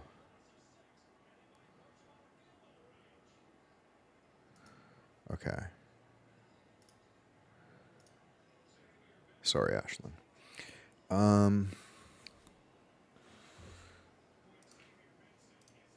So I wonder if we can just grab that file, actually, from here.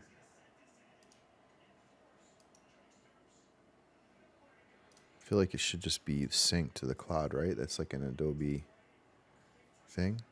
There we go. That's cool, at least. But I don't think I want that going. Okay. A little bit easier to work with. All right, so we need to just adjust this. And I forgot, I was doing this the other day, and I always forget this with Photoshop. So what we want to do is we want to add an adjustment, hue saturation. We want it to, I never remember what the keyboard shortcut is. Create a clipping mask on a layer in Photoshop.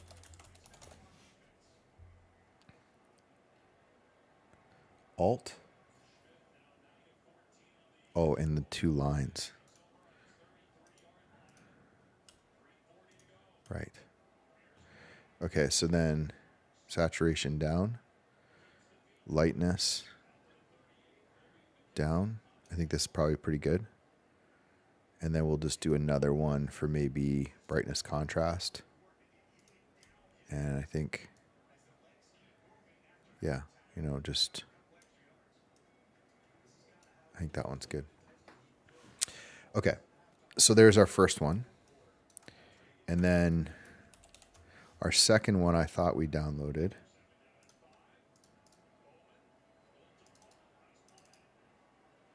Okay, there it is.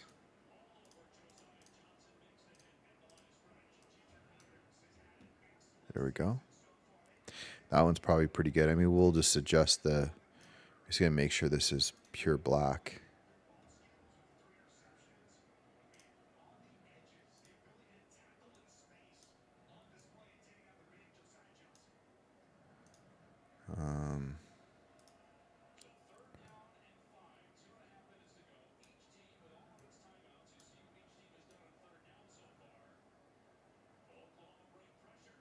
I'll probably be pretty good. And by the way, this should make sense in sense of like how many we put in here is really what we have. So like we really have 1, 2, 3, 4, 5, 6, 7, 8 maybe, and then we got to do the thing. So we can't go too crazy. Okay, let's see what else we got. Oh, man. Okay, so we don't need that. Let's just keep going. Okay, so this one's interesting.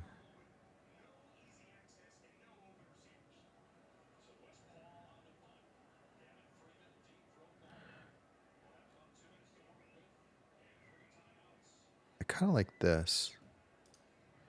Okay, generate a few more options. Use less steps between evolution steps if possible.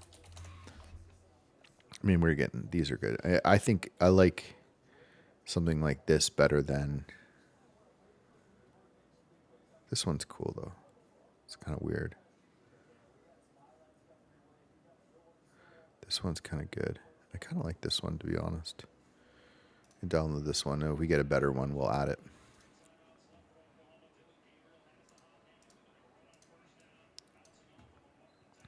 Right? So then there's that. And then if it doesn't get it on this one, we're going to go to the next one. No. No, I think we're good. All right. Create one in the same style representing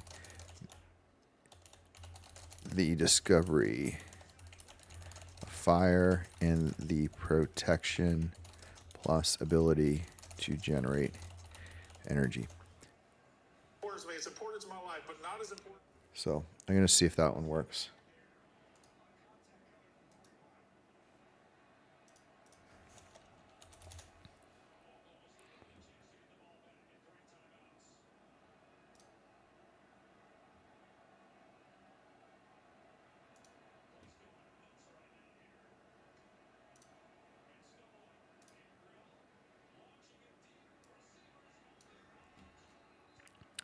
Oh, I like this.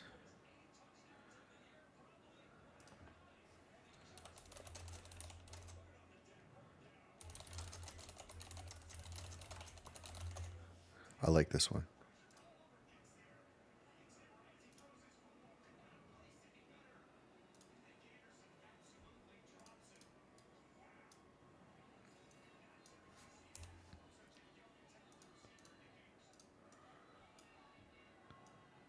Like that. Okay, so what after fire? It's either agriculture or it's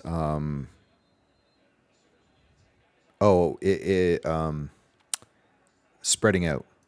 I think that I like the spreading out one better.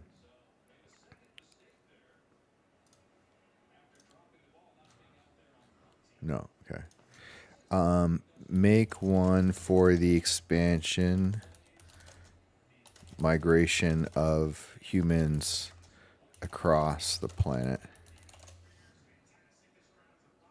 I mean, I don't know if what came first, right? Agriculture, I guess, comes before that, but like just the idea that you can now probably travel and get out of your cave is kind of the important part.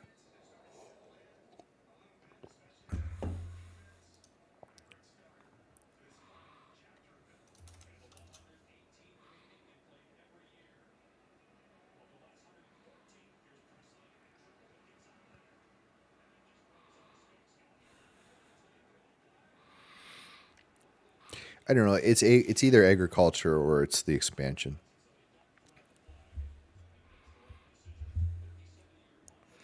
No. Okay. One representing the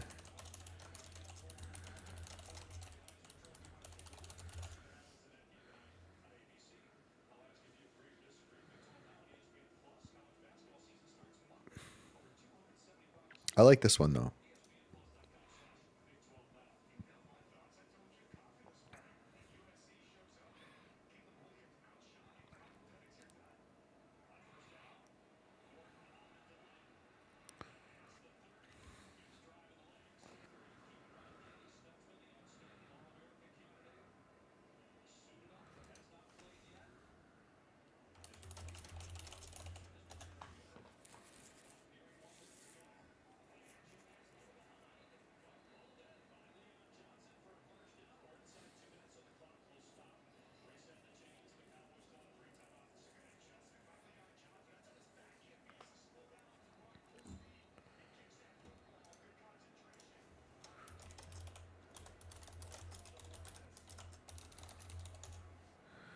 I like this one.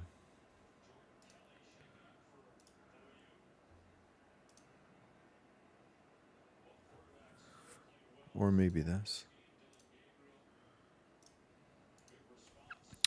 Now one representing humans looking up and understanding, looking to space and understanding their place in the universe. I don't know, something like that. I'm trying to say like the more of the orbit stuff. Like what was that thing we were looking at yesterday? That thing they found in the ocean that had all the orbit data, or what do we call that? Yeah, well, this may not be what we want, but we'll try it.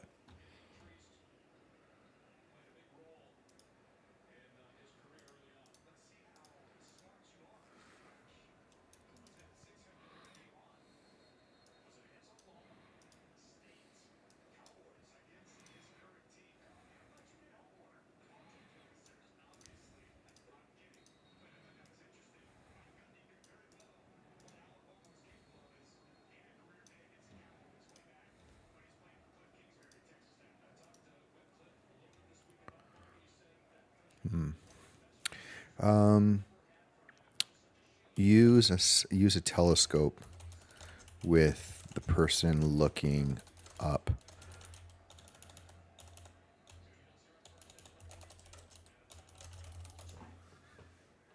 That looks like we got out of orbit.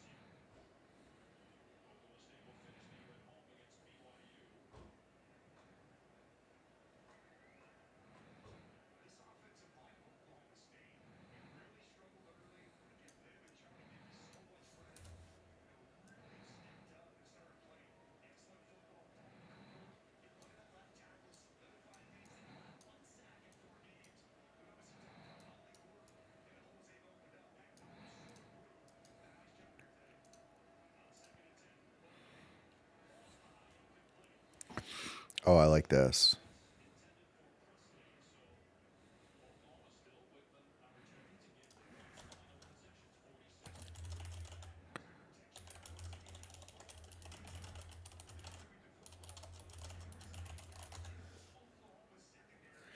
I like the. I just don't like how modern that guy looks.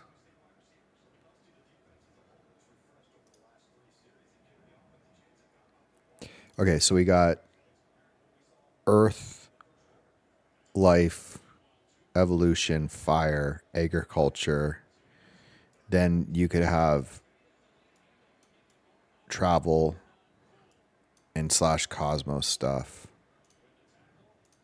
And then we would have probably code, like silicon or code. And then maybe space travel. And then, you know.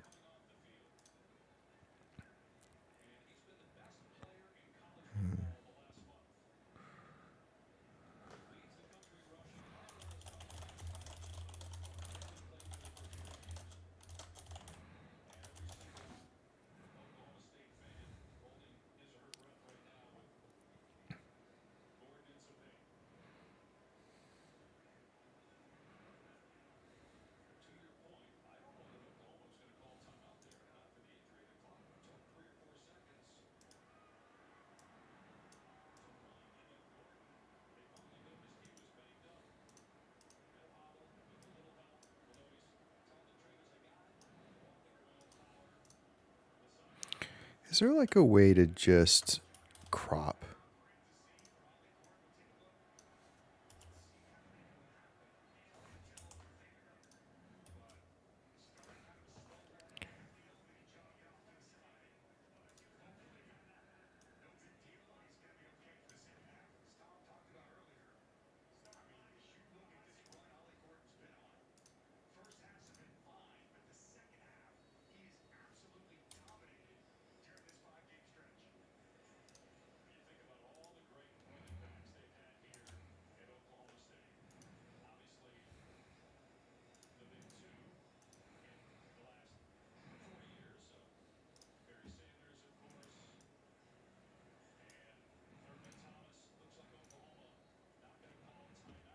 I like these are better.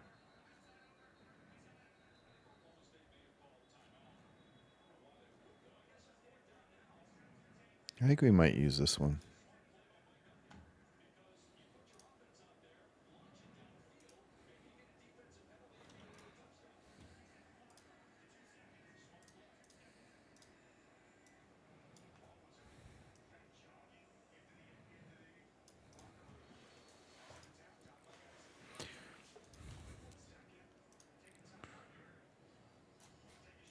Okay, do one for the expansion.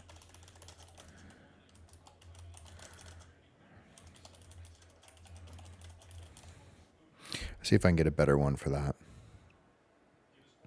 And then we'll do code silicon space travel, code silicon space travel, and then the apocalypse stuff.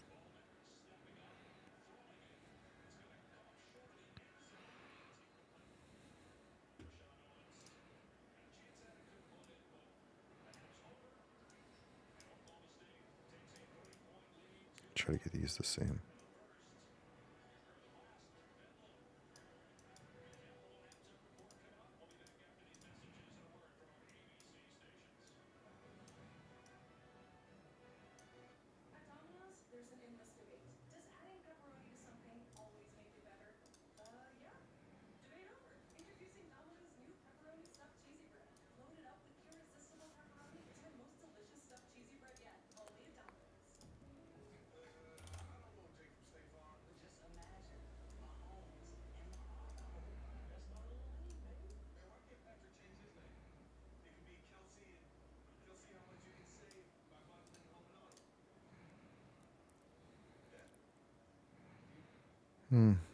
No.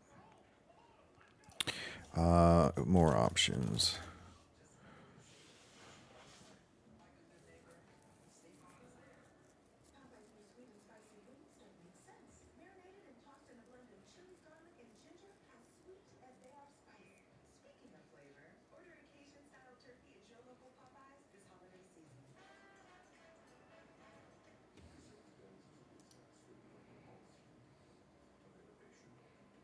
Sorry, JJ. I missed you. I gotta get my notifications. Yeah, origin or avocados. You got it. I like that one. What is this one for? No, that's not very good. Okay, generate one for the invention of. Ooh, what about electricity?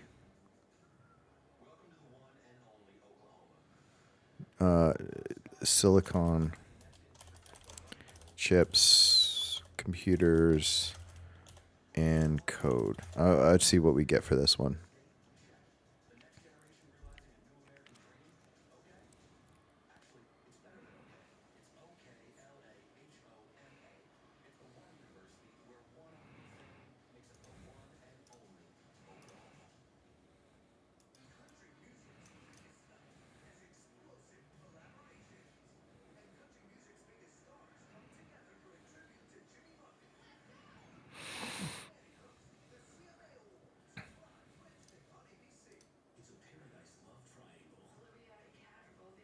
It's interesting.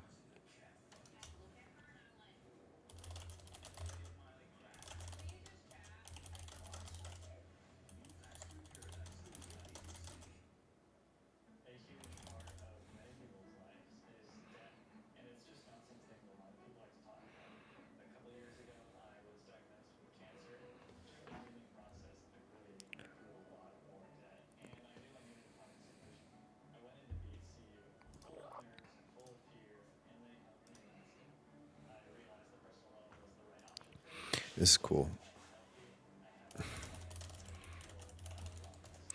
I think I like this, but I just don't know if maybe it will look good with the emission, like on the object itself.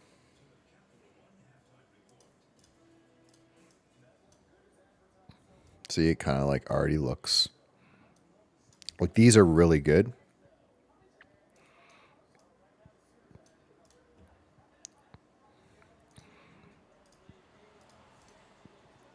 I like this.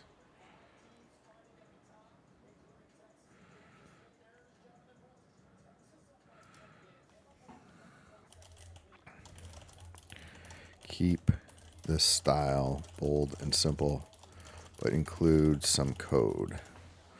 See how we get.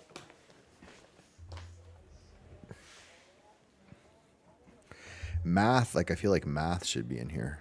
Maybe instead of expansion.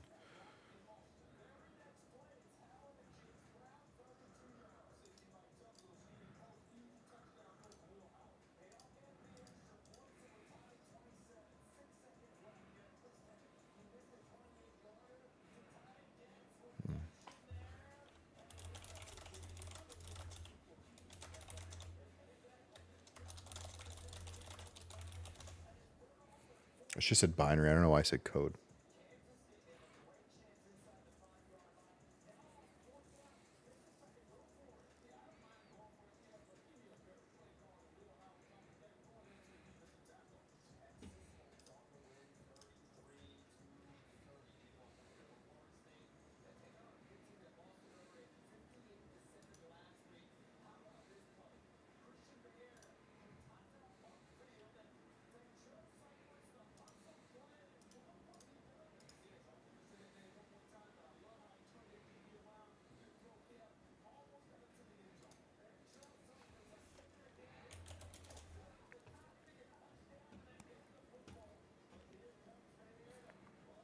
I like this one.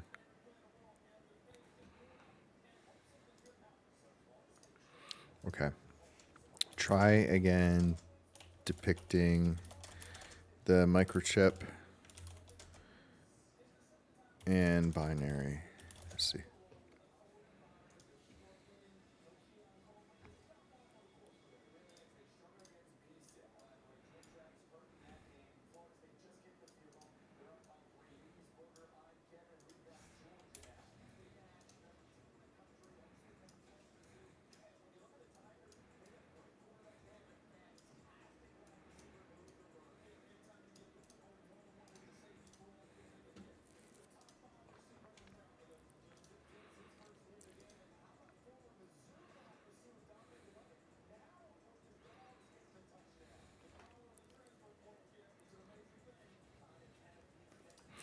Try one for the discovery. I think we have two more, and then I got to make a decision on which one of these to use, because I need to do a bunch of symbols here for... Okay, quick wash and break. I'll be back in 2 minutes.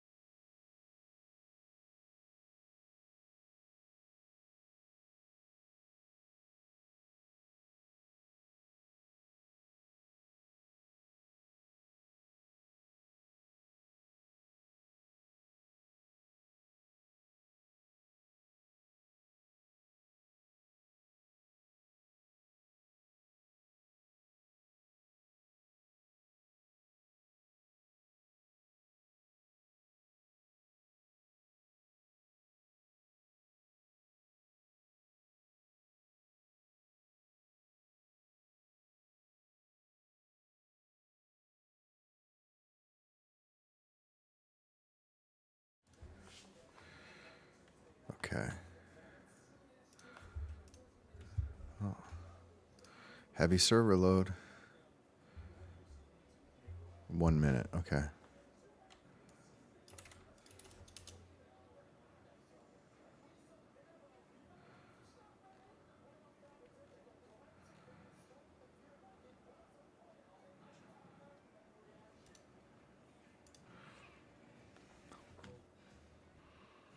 Let's just generate a quick one, see how this looks.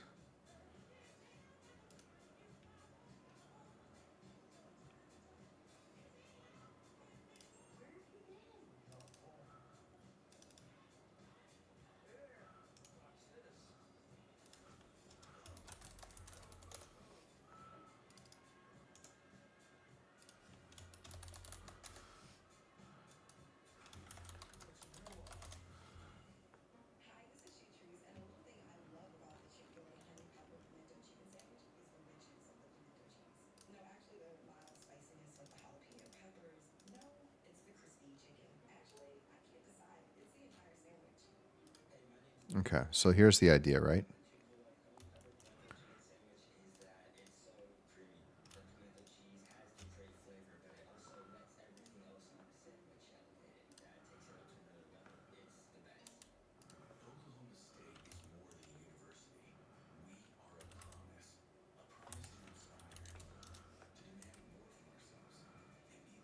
See?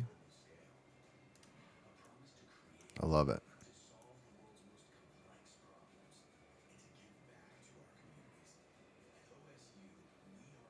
Such a good design. I just something about it that makes me happy. Like it really makes me happy because realistically, like, you pick up something like this and like if you saw these symbols on it, it's immediately telling the story, and then inside is the DNA, right? You can see that inside. So it's like this is something. I really like this. So this is going to work, and we'll just decide on the amount of emission. So we can change this. This is on strength, so we can change this to whatever.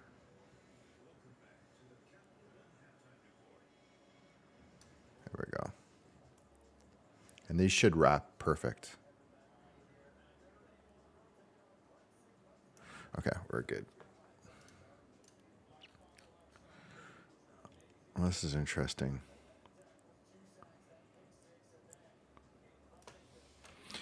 Few more options. Keep it simple. Just because, again, these will look.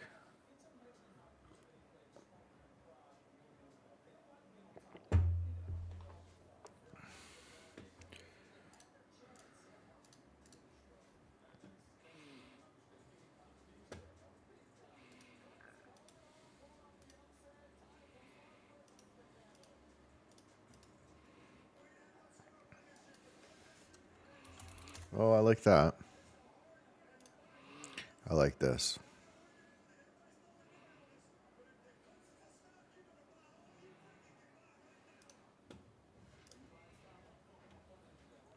Can you include something that would be understandable by everyone? Like I'm thinking like what do you call it? Obelisk or whatever it's called. Just because like, again, I'm being stupid. We're not actually communicating here, but it'll be on the blockchain forever. So I'm kind of like,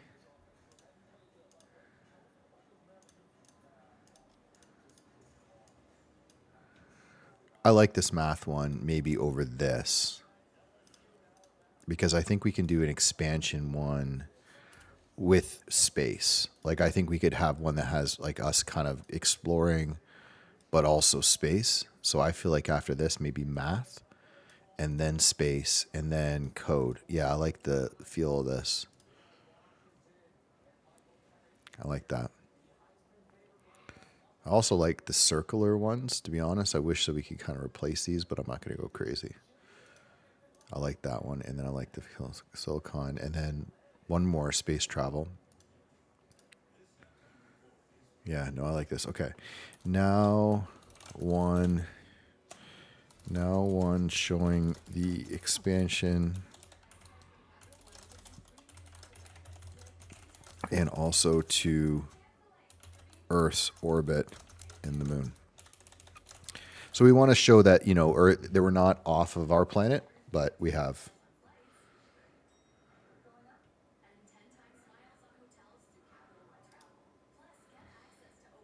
And then we'll do the destruction stuff. going on in college football? Army, Missouri, Georgia. Ooh, Georgia, Missouri game. It's close. Florida State, Pittsburgh, Oklahoma State.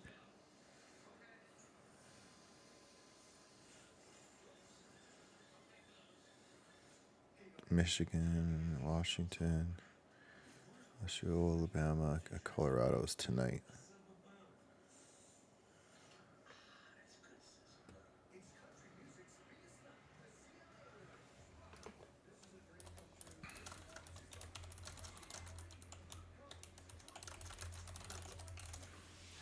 See what it gets.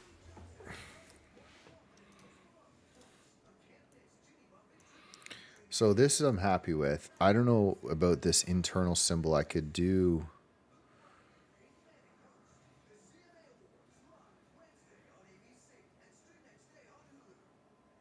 I'm trying to think. Maybe I could do the 3.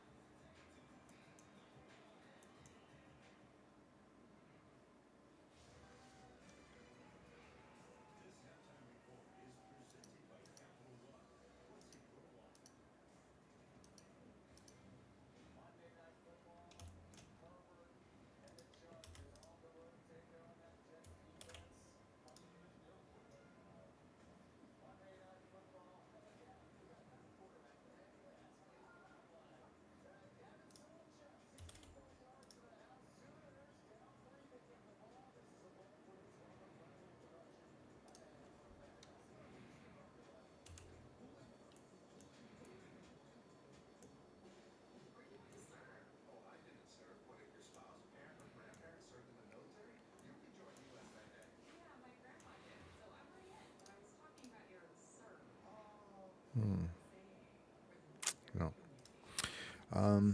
Show one depicting humans going to orbit. Let's try that. Keep it simple. Maybe too many concepts in one.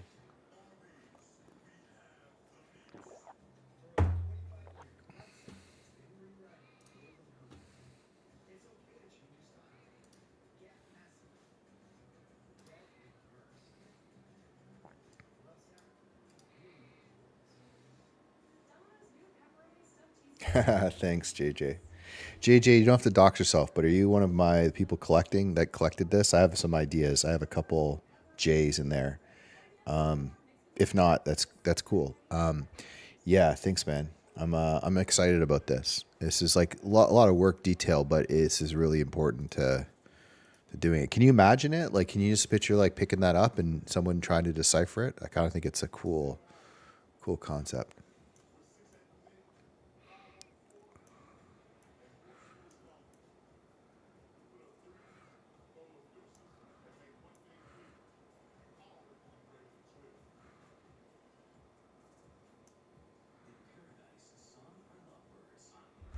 I also think that this should be probably a light. And this is, just going to fix things as I go here.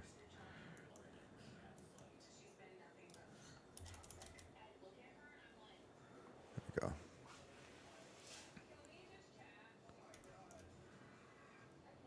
I want that sideways. I don't know. I got to fix that.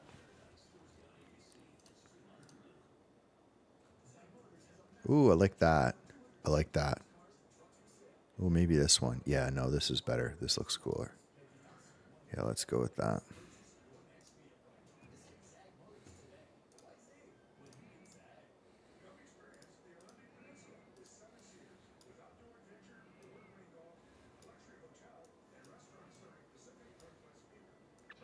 I also think like the thing that sucks is I kind of wanted one for AI, but I mean we could go smaller on these and it would work. So let's do one for AI. Now one for the. See how we get.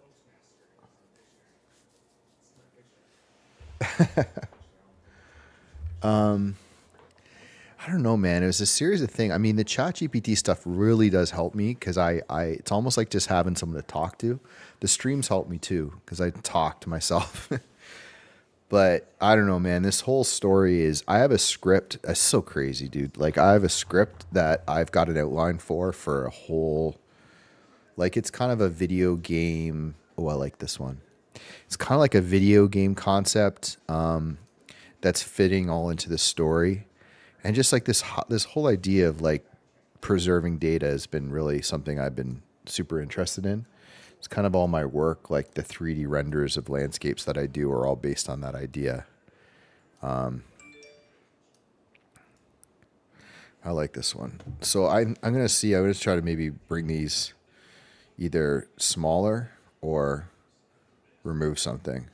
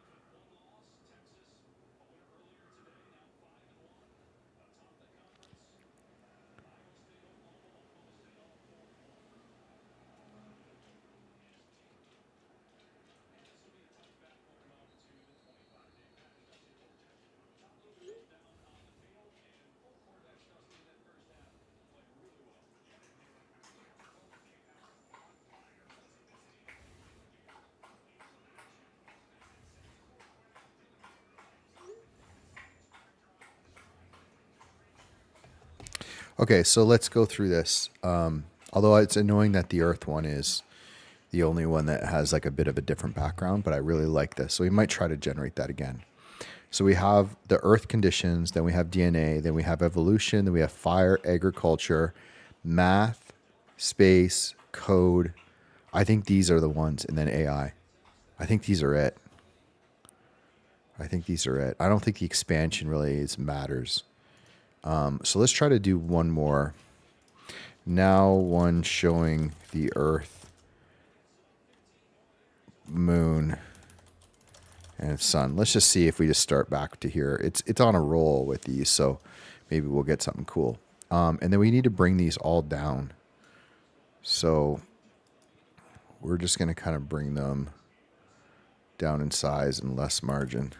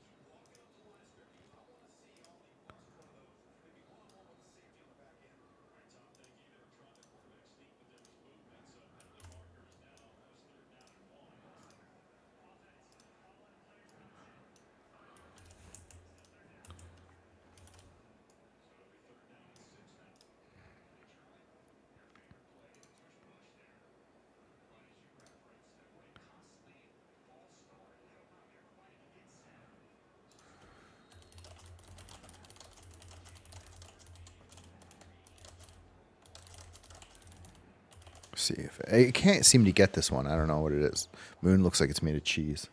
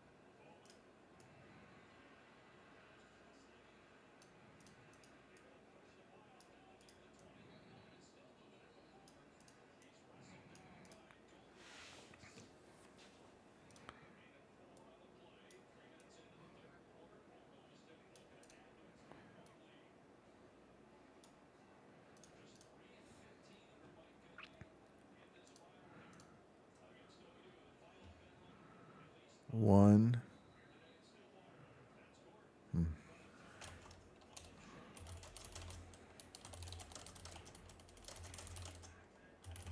I don't know why this one's so hard. At least it's getting the style right. And then we got to do some destruction. This is taking a long time.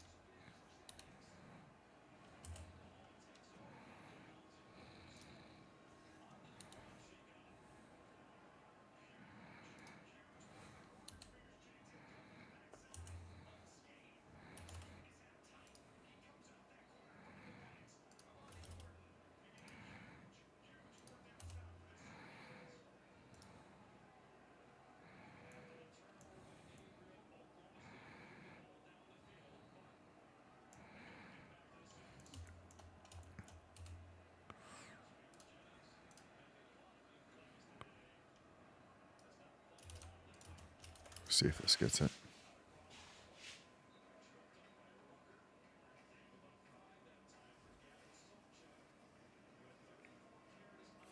Hey, Robin, how are you? Oh, yeah. Sorry. Hey, Cryogy, how you doing, man? Yeah, globe Earth is hypothesis. What is that? What is the last part you said? I don't understand it. The vector in Hilbert space. I got to figure out how to get notifications in here. I got to figure that out. Oh, I can't server load on this. It's annoying.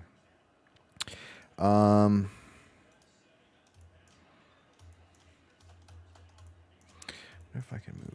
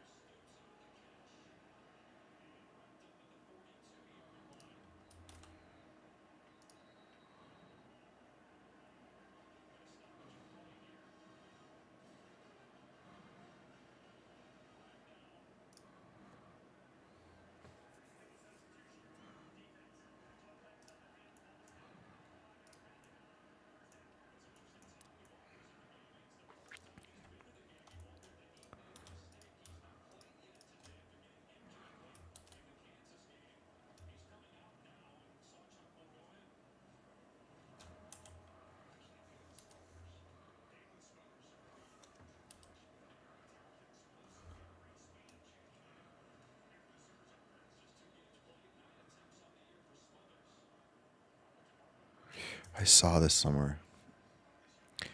On ridges.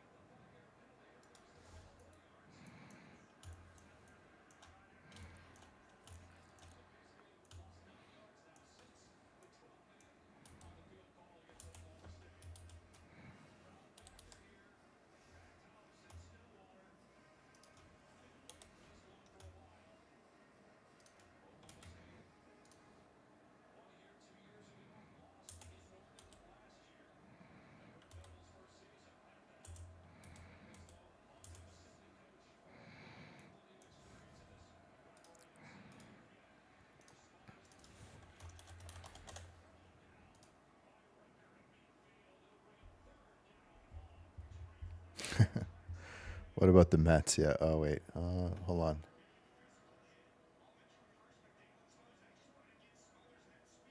Okay. Cool. Yeah. All right. Let's see.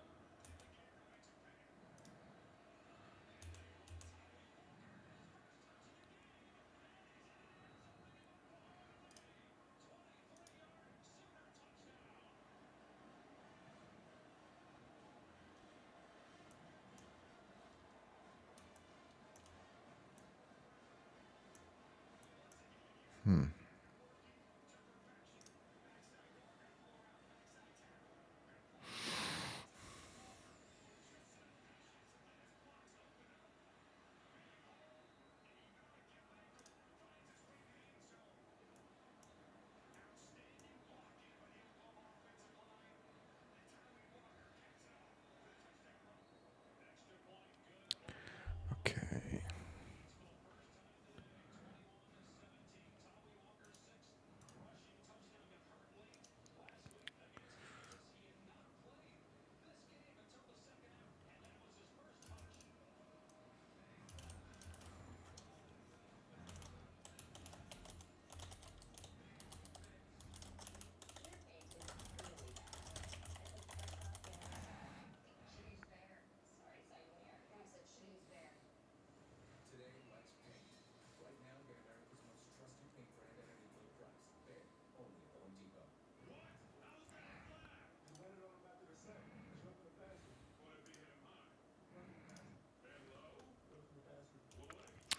I wish I could remember this now. I've seen this before.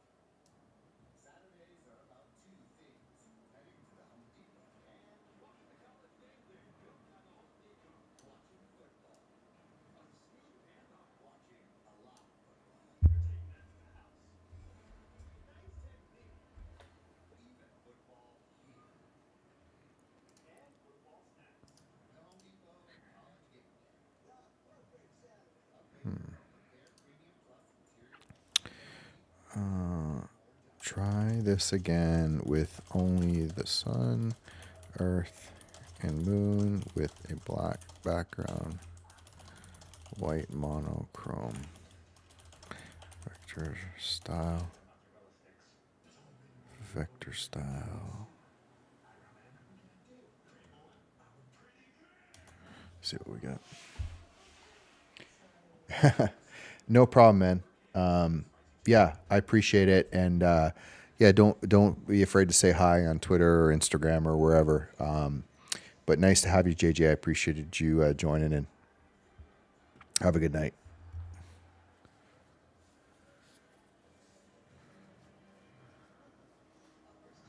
Oh, this is interesting.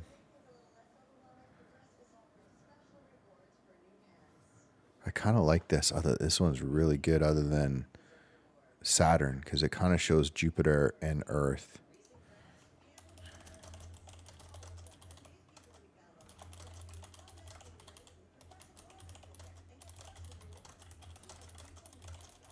Jupiter is probably an important one for asteroids.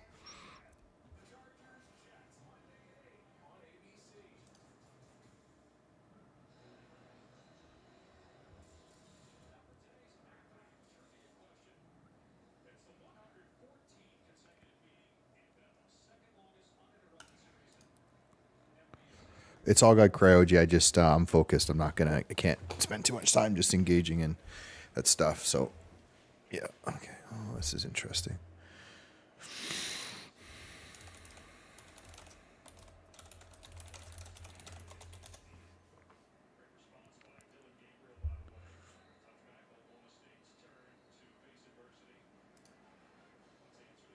God, I like this one. I mean, maybe I can just get it fixed up. Let's see.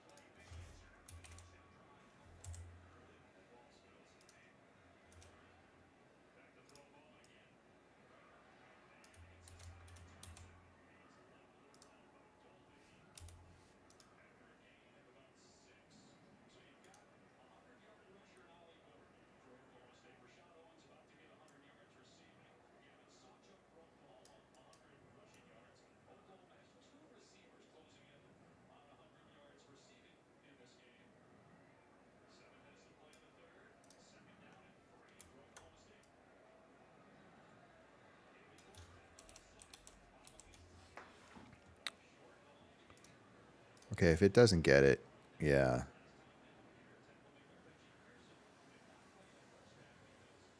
I'm going to keep it as is.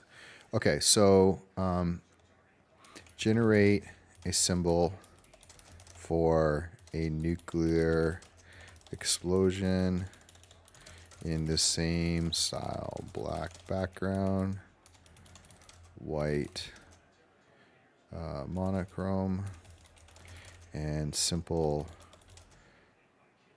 details. Okay, see what we got.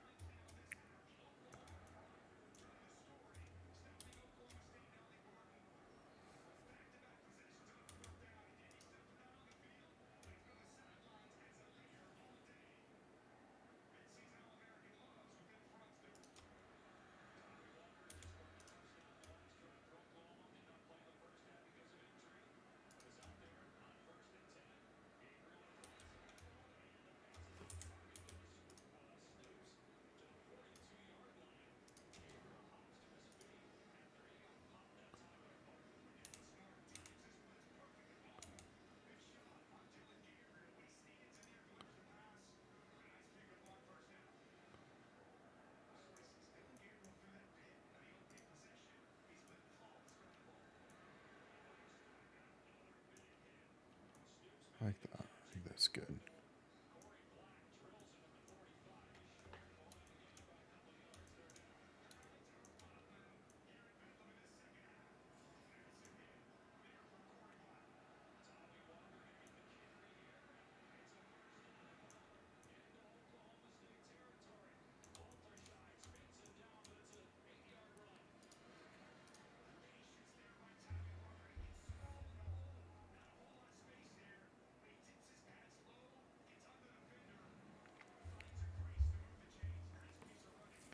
Okay, I'm going to take a break. I'm going to grab something to eat, washroom again, probably 15 minutes, and then I'm going to come back and finish the destruction stuff. So the symbols over here, and then we'll line these all up and we'll wrap them around the perimeter of this thing. Okay, see you guys in probably 15, maybe 20 minutes.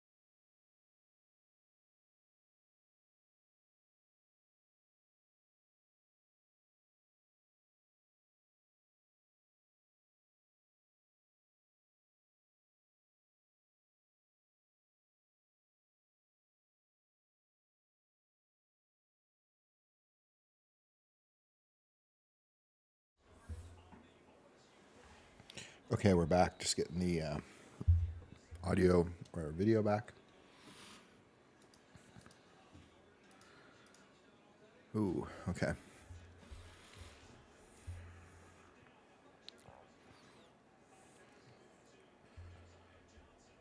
Okay, so we're looking for a symbol for global warming. Let's try a couple more. This one's pretty good.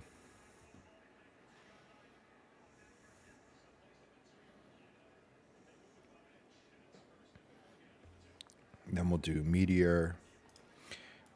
How are all the other ways? Oh, here they are. So they said DNA evolution, fire, agriculture, writing. Writing would have been interesting. Industrialization, silicon, space, AI. Writing is the only one. Math is more important.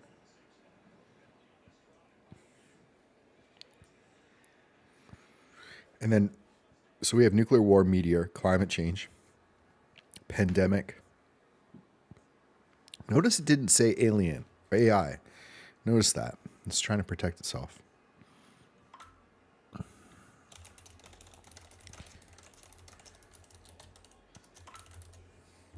It's definitely hiding something. There's no doubt.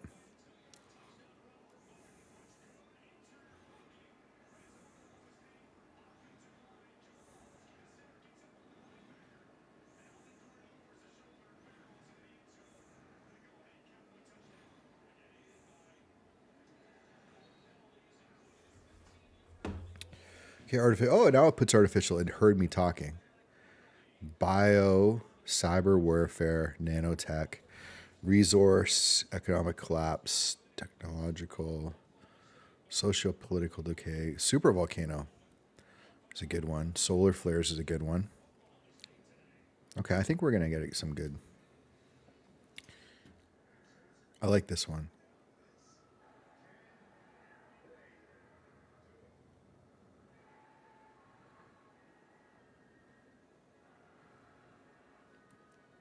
I like this one. Now do one for meteors.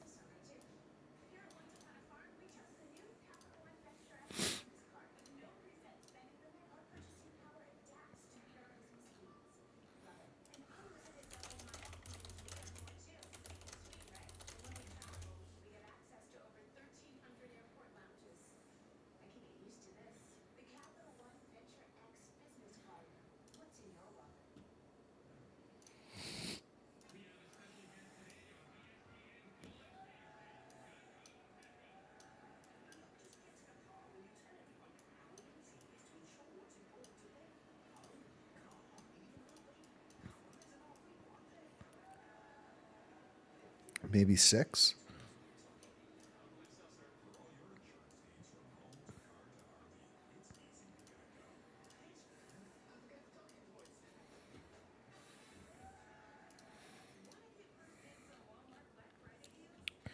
This one's good.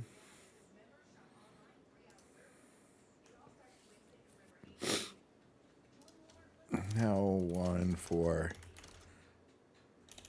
alien.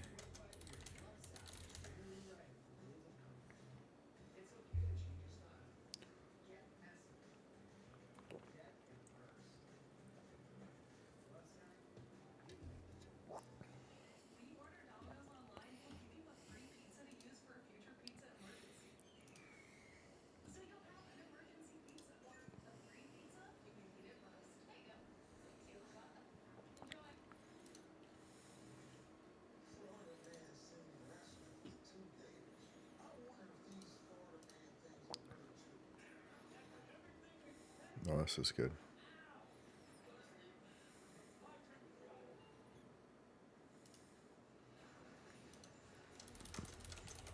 Now one for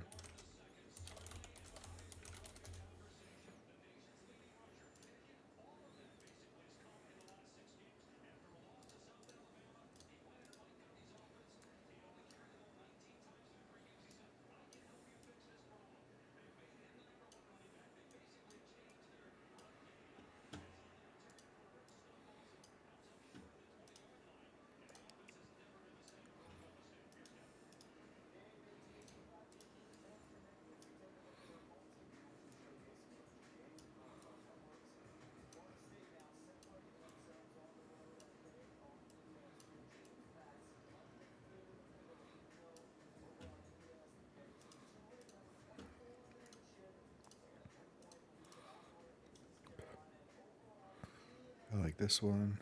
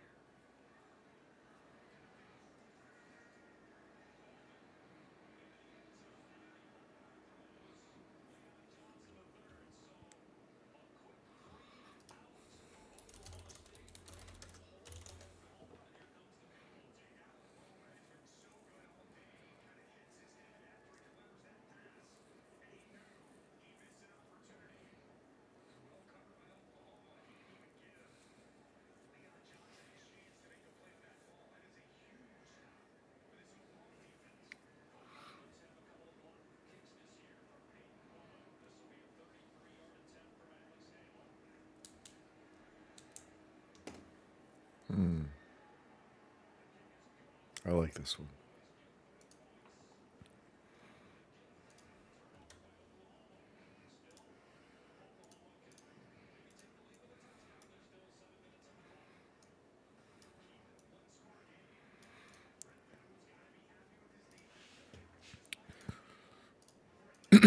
Now for an AI takeover.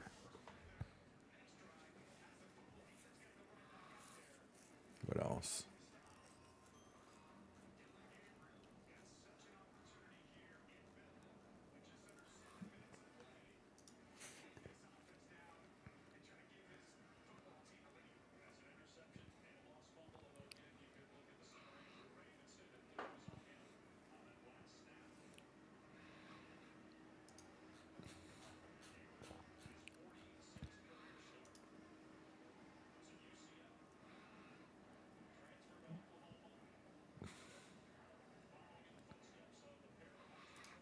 Okay, try one for...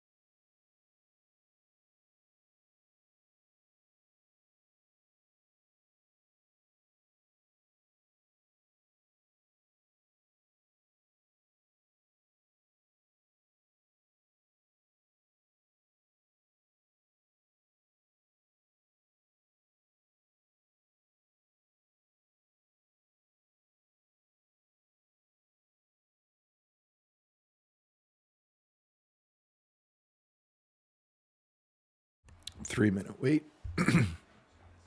They don't like how much I'm generating. Okay, so but the basic idea is here. And like what I'm going to do is probably have something with like a human being with like a X through it. And then all these are the possible explanations. And, you know, we'll put as many as we can. I wish I could easily just crop these.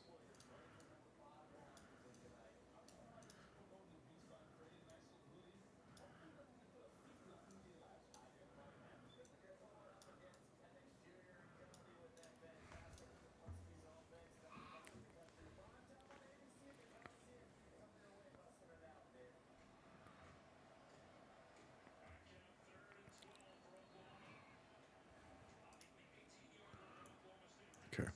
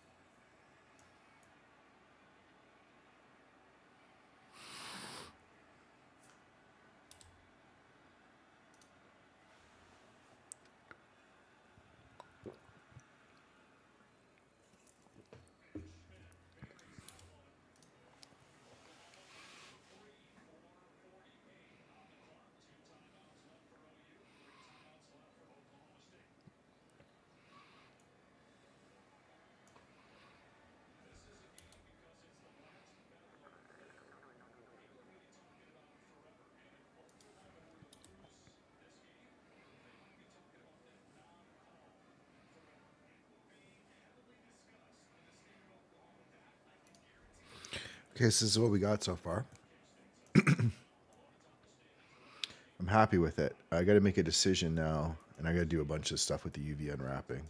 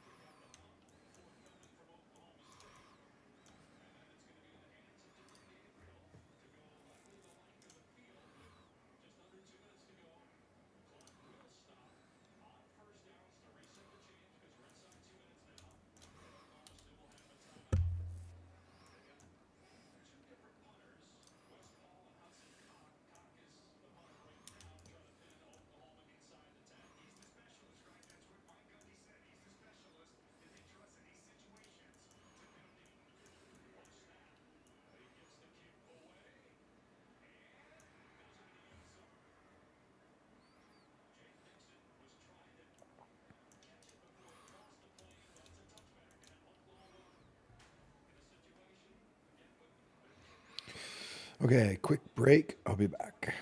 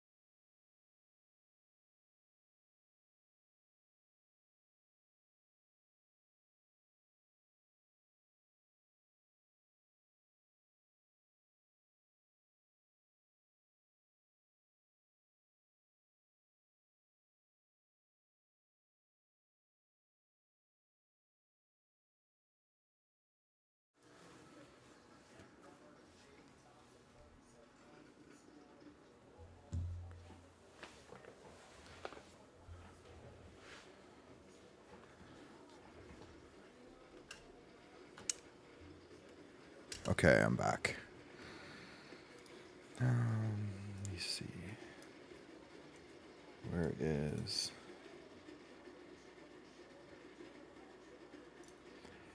All right, let me see.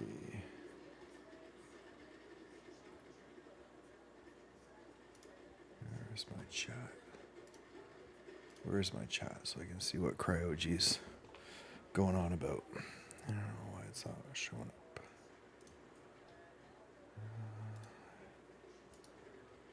Oddly can't see other messages. I'm just going to assume you're rambling about nothing. So, yeah. All right, back to this. Let me see. So, okay, that looks good. Happy with that. Top looks good. Happy with that. Bottom material's going to be fixed. There's something else I want to do. Okay. Oh, right, we're back here. Okay, can you make another design of a solar flare?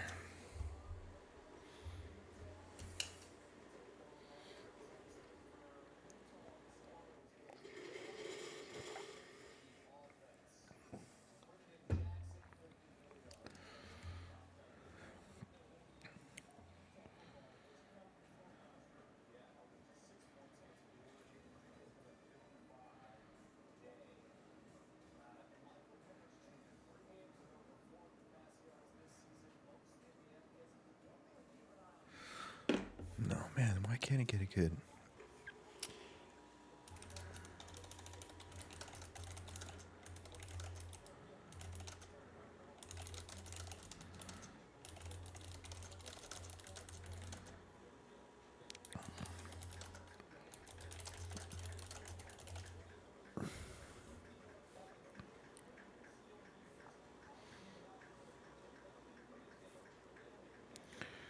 Okay, what do we need? Nuclear, global warming, meteor, alien, volcano AI. I feel like just like maybe a starvation probably be the right one. Solar flare, starvation, AI.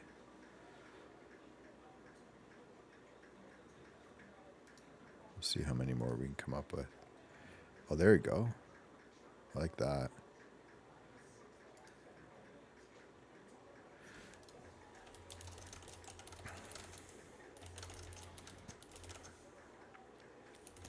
That's really cool. I like those. They're higher realism, but it doesn't necessarily fit perfectly, but I think it's going to be maybe the best we're going to get.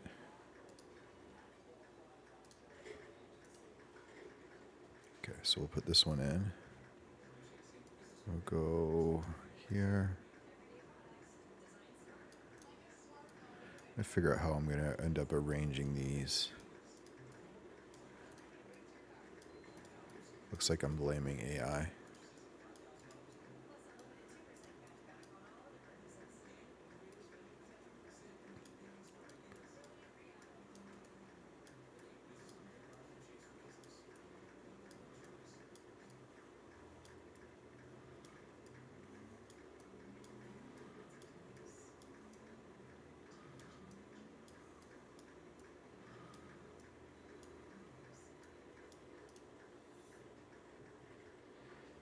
I don't know. Honestly, man, I don't know what you're talking about. I'm not following. Okay, back to this. No, okay. Now make one showing humans running out of food. All right. Cool, man. I'm not going to pay attention. If you got a question or something, let me know. But otherwise, I'm going to just focus on this.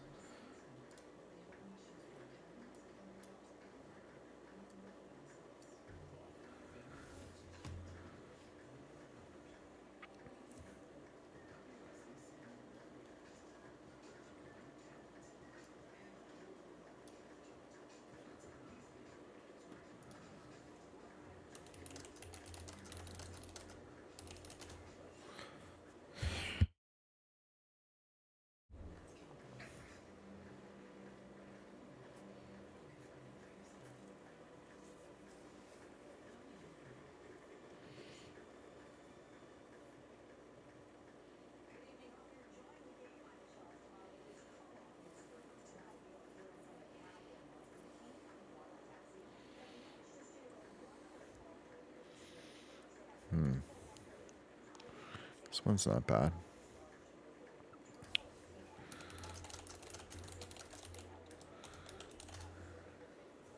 This one's not bad.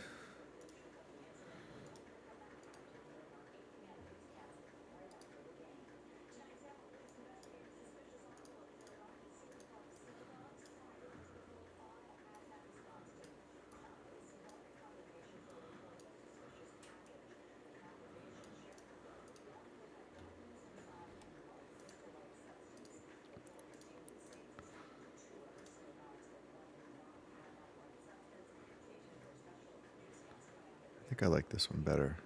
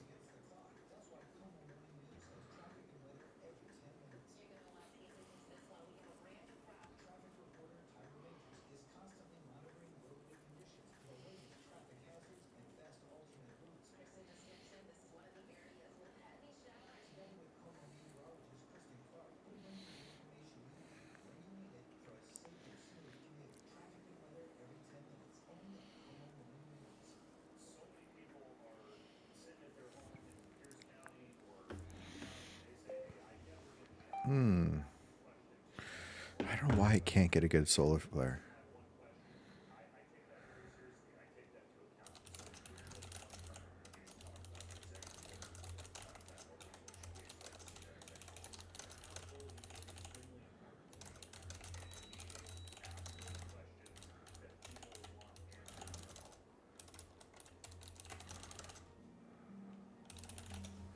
Right back.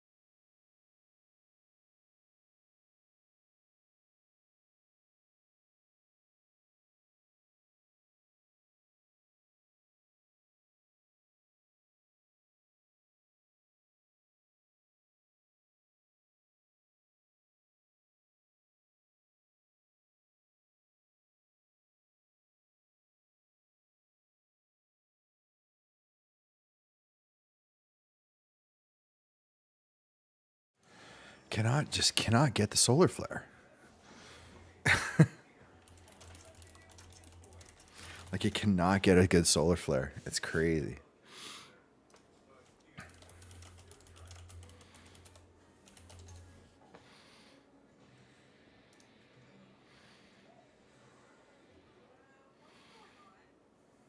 That.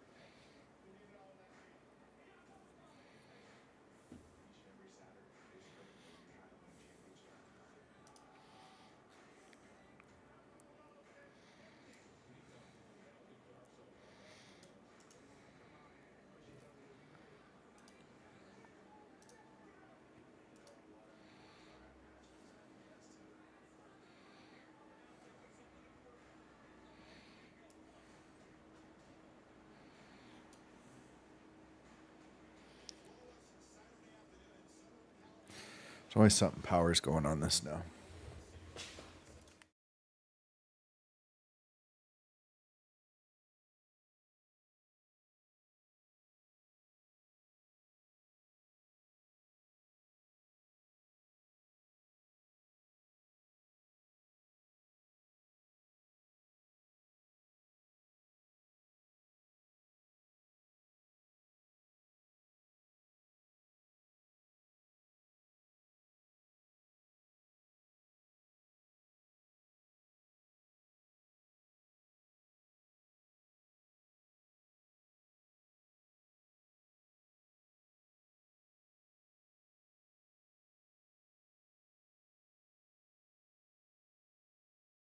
Okay, it should be back.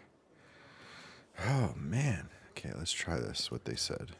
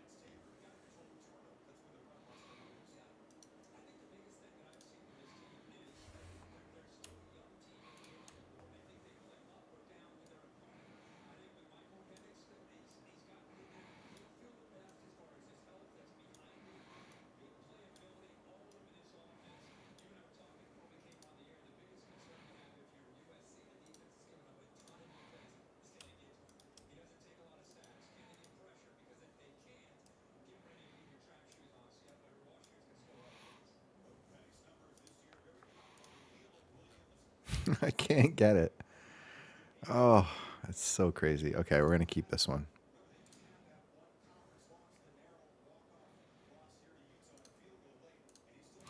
Try one more time. Use detail. Last try. It's probably going to cut me off after that.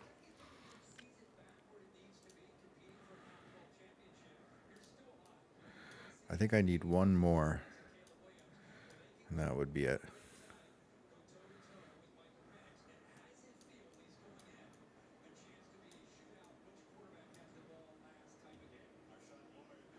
I wonder what would be a good way to communicate. Not sure.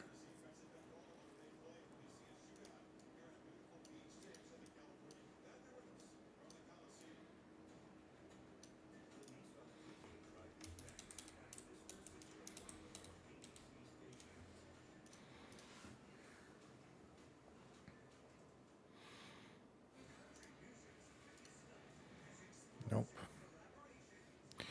Okay.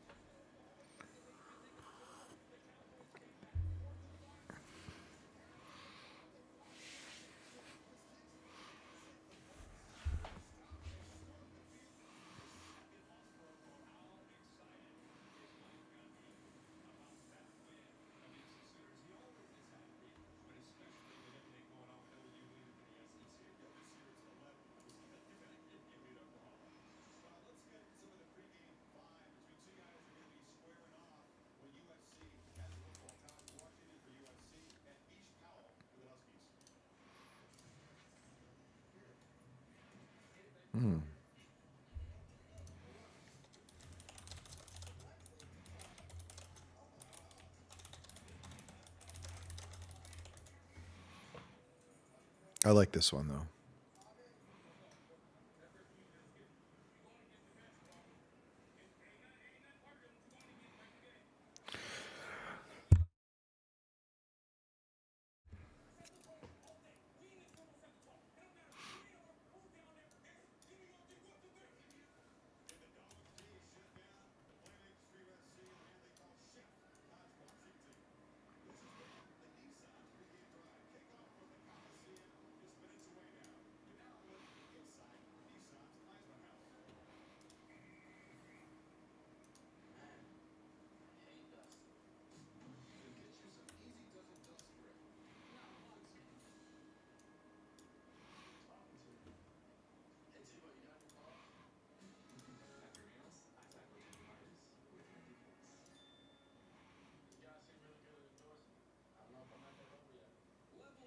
There we go.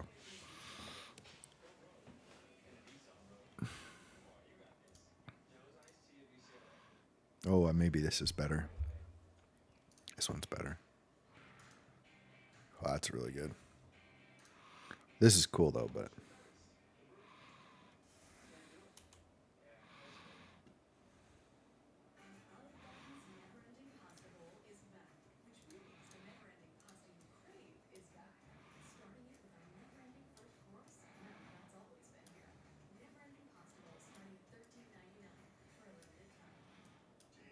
It's been a ride, but I think I've aged you well.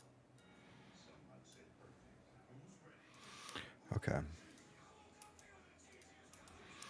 All right, so I think we're good.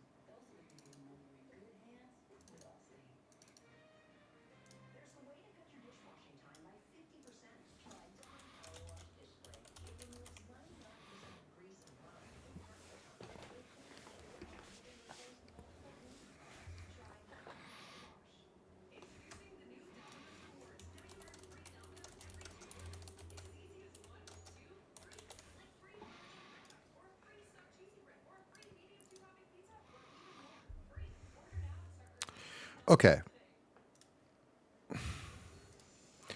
So let's go grab.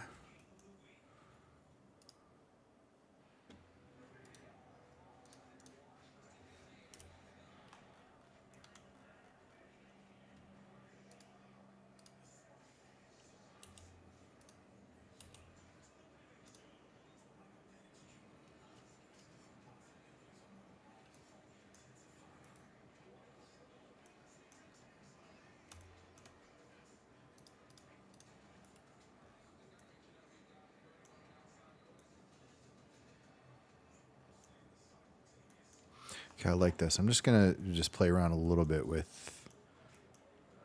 So this is the brightness. Let's try that. It might be too much. I'm gonna try to maybe tint this a little bit.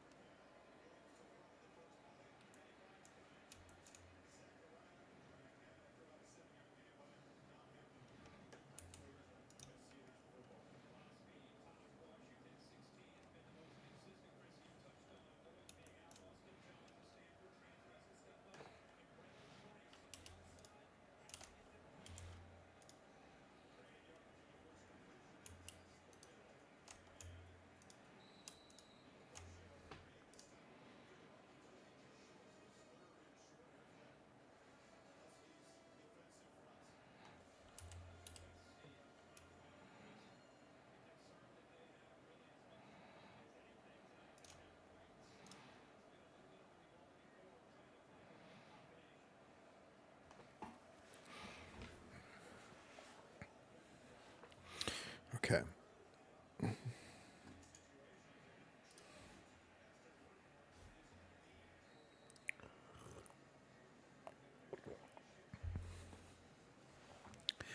Okay, so I want to do some etching on this now. And I'm thinking about whether to do a pattern. I had an idea to put a handprint on it, but I don't know if that's going to make sense. I got to kind of get a little going here. Yeah, I was going to do this pattern.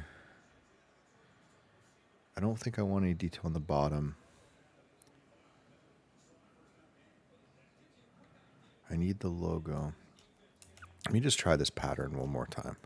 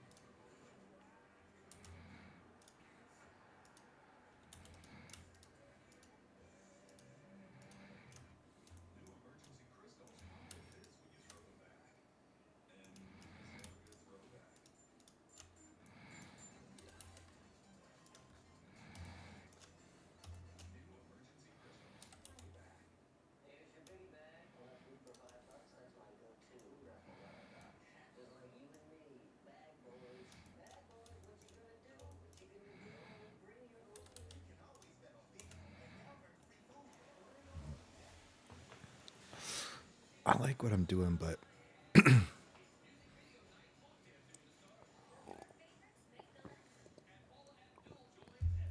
I like it to be oh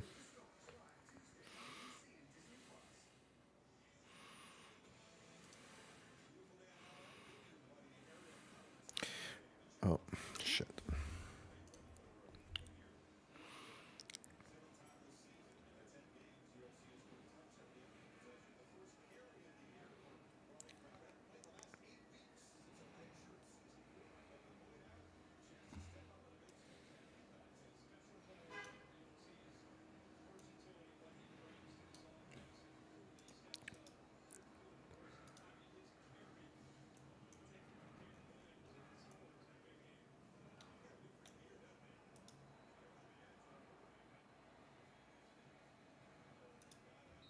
Oh shit.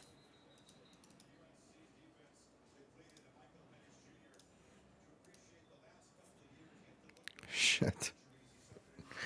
No. No.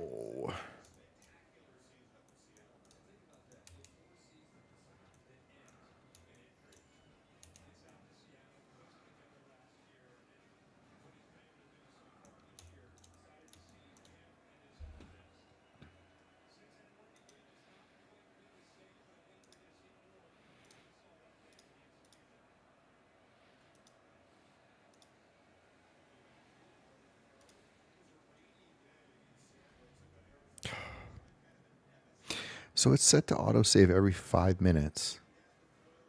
Only one version.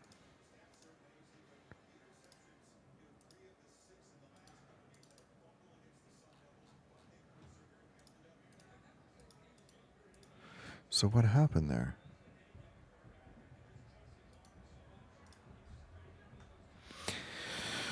Oh man. Yeah, I had this so dialed in with all my settings in Blender, and when I went and had to do this, so frustrating.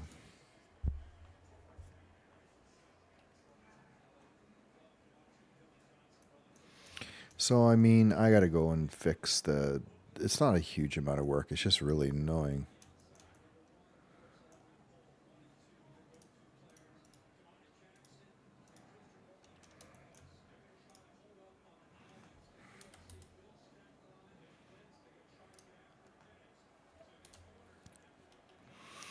It's just like what. Anyway, I'm not gonna rant. It just all the settings that I had are gone, and it just really is frustrating because I had it so dialed in. Okay, let's. Why we have keyframes first of all?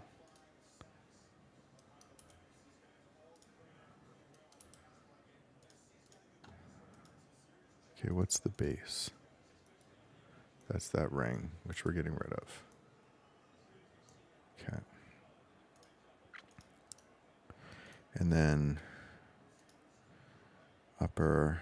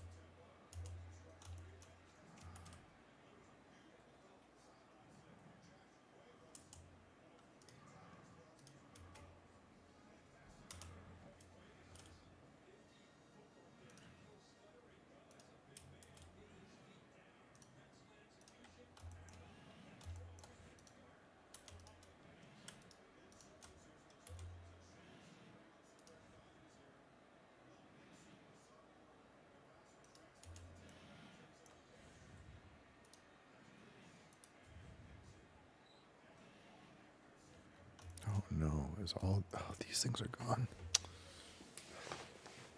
I don't understand what that did. How did it do an autosave and only keep one history, and then that save is from. This doesn't make any sense. Let's how about 5 versions every 3 minutes.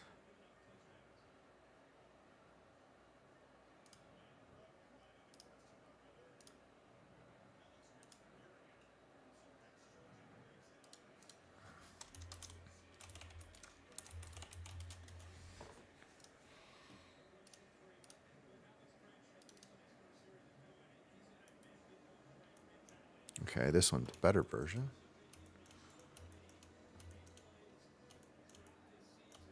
Still has this, but at least has this part, which is annoying. Okay, let's do this one.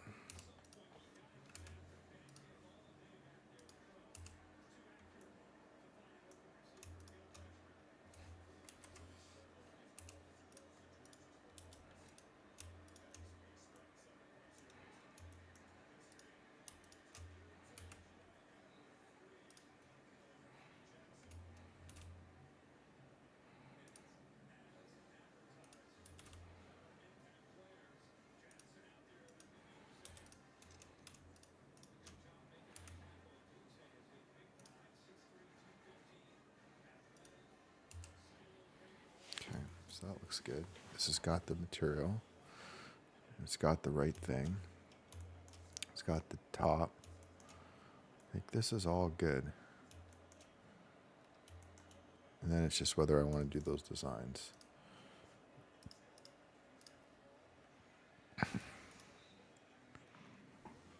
Which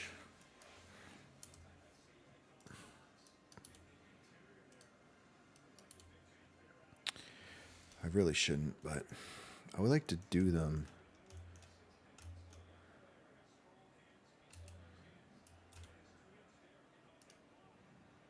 If I could rotate this without actually twisting this thing. Oh, that looks kind of cool.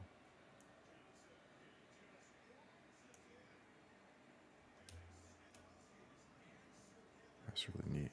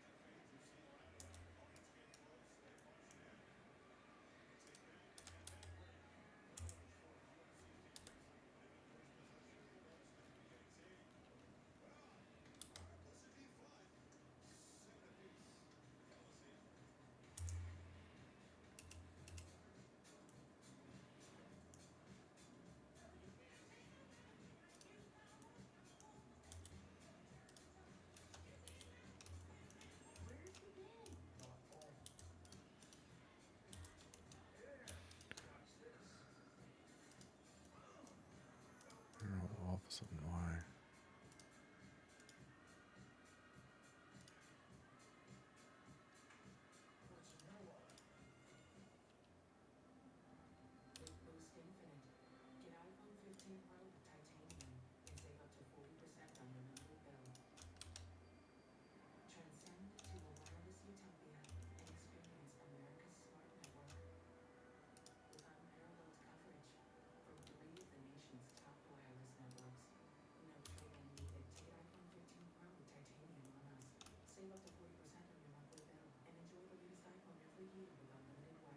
On a heartbreaking fan filled by Dr. Pepper.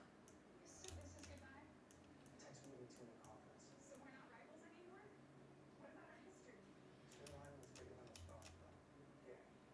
I got you something to remember that. Just like a pair of sugar? Zero. Like the odds of me making the playoff. Gotta go. I'll always hate you and you're overrated school. Oh, I hate too. We're still gonna out-recruit you. We have our academic standards. Dr. Pepper, the one fans deserve. This holiday season at PetSmart, buy 3 dog or cat toys and get the 4th free. Plus, get $20 off all Purina products when you spend $100 or more. PetSmart, anything for pets.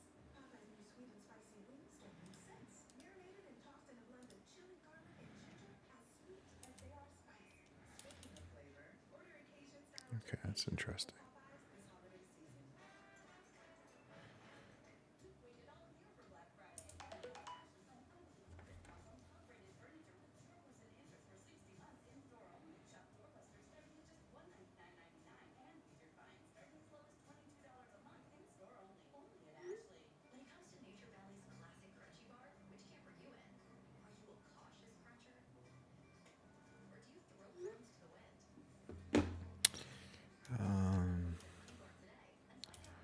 Okay, so we could kind of do this. So we could do is we could take the view and we could do like just from a pattern standpoint, we could grab both sides, scale them together.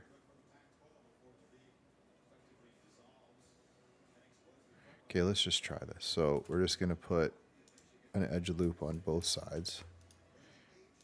Okay, and then we're going to grab like one of these edges. So if you look at where the camera is, we can kind of go, camera is down here. So we could grab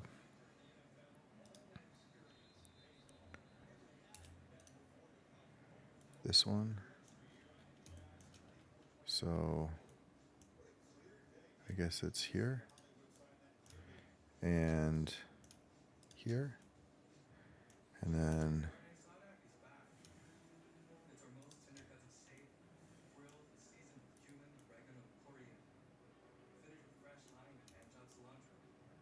Carne asada, here this is our best steak ever. and here. Benjamin Allen, ASMR Actually, no. impressive stuff, little man. God, that makes it easy to ensure. My car and all V2. Wow. Okay, so if we just grab this side, we turn on proportional, selected only.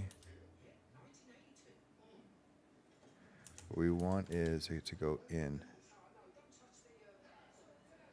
But we don't want it to affect that though. For all your insurance needs from home to car to RV, it's easy to get go.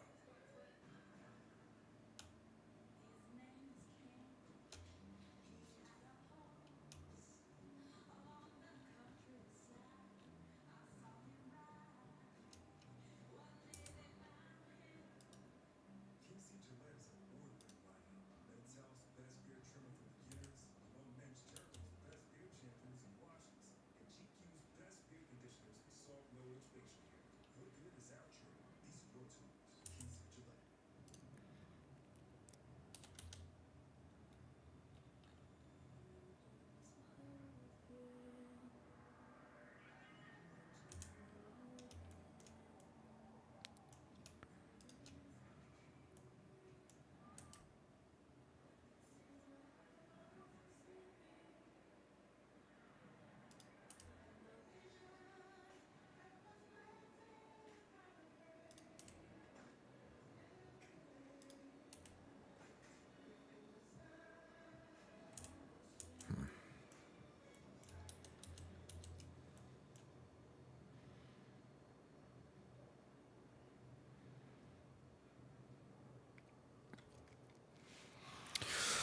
I know I want to do this. Okay, let's before we do that. First of all, what is that?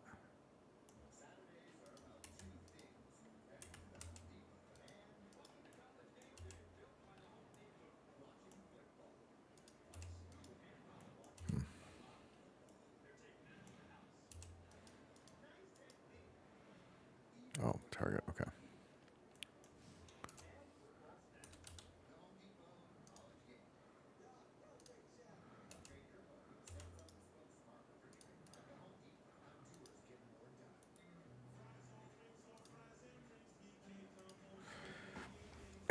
Okay, what I'm gonna do is I gotta get the inscription stuff on this.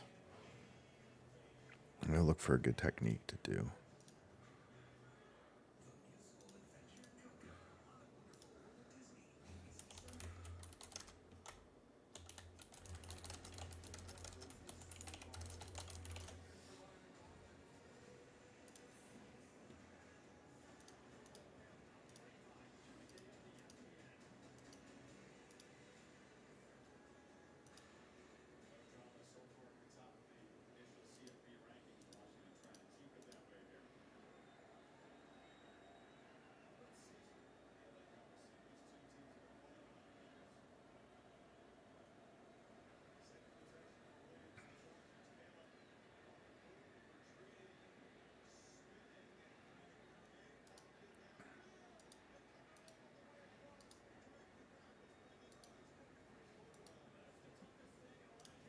I've done this before, but I don't know if it's going to work with curved surface. It gets a little messy. Let's just we can try it.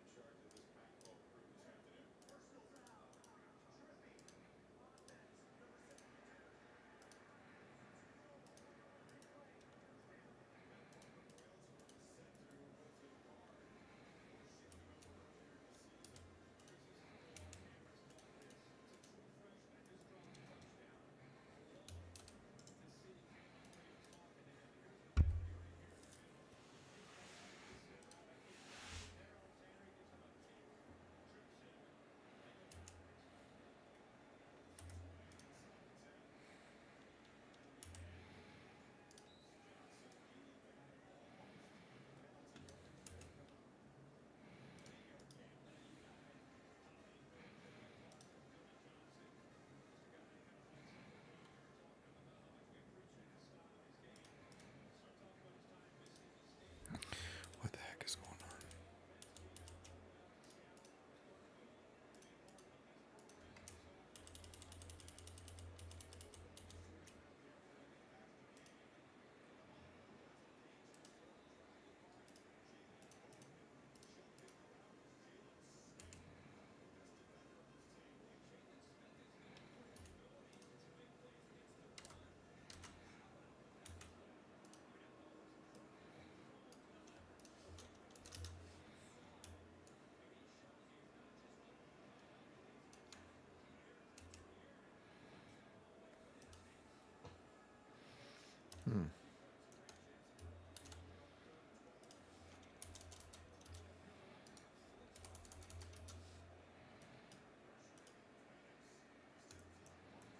Okay, that might be okay.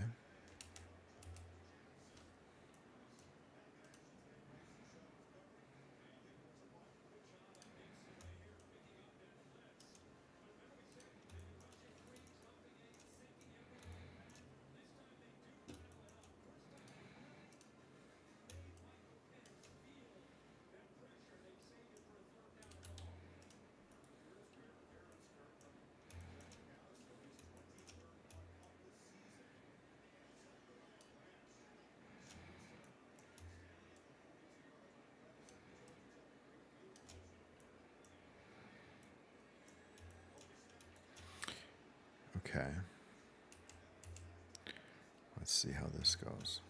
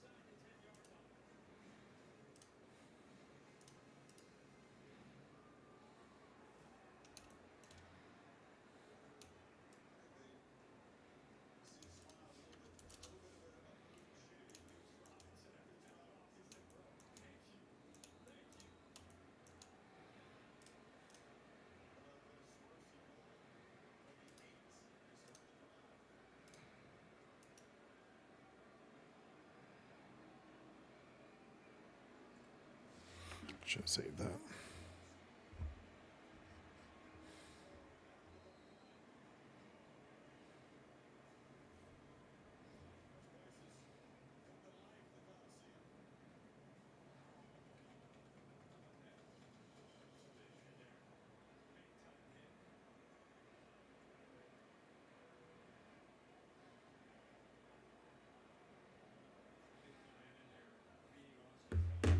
Yeah, see, that's what I thought.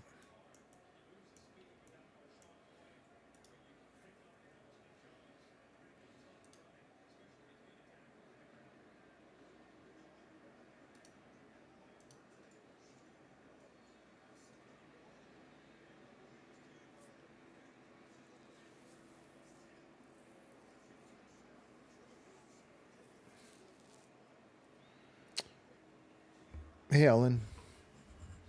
Ellen Miranda on Kick. I'm doing good, Ellen. How are you? I haven't looked at Kick in a while to see. I've just been streaming there. I don't get like any notifications about people if they subscribe or anything happens there. How did you find me on Kick, Ellen? Sorry, I didn't see it before there. I'm gonna go look at Kick right now. I haven't looked at my account.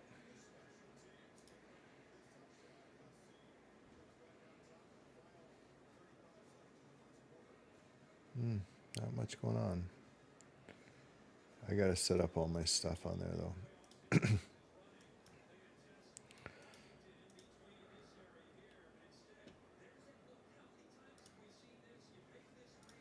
Yeah, so I don't feel like this is gonna work.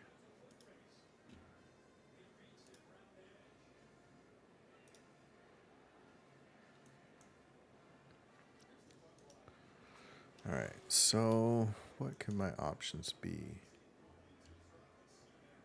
We could do texture.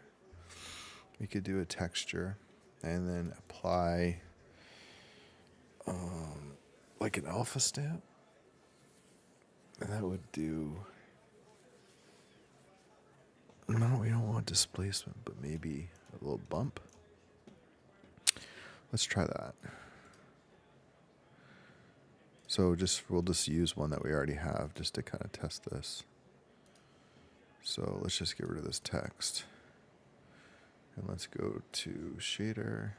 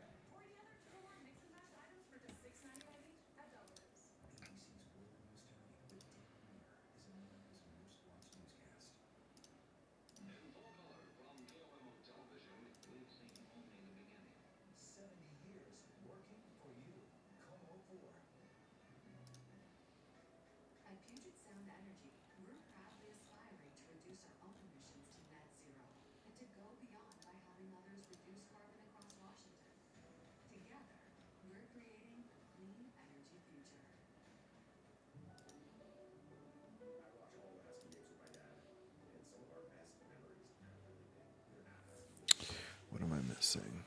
There's nothing like being part of a UW community, and community means showing up for each other. That's why BECU gave you UW credited debit cards with great rates and low fees, so fans can show off their Husky pride wherever they go. It feels almost like an ID badge. You can pull it out and folks know that you are a fan. BECU, powered by people. Devastating excavator with 0 down and 0% financing for 48 months. Now at Kitsap Tractor. You heard right. Own a brand new Sadie excavator with 0 down and 0% for 4 years. Remember, if value's a factor, see Kitsap Tractor.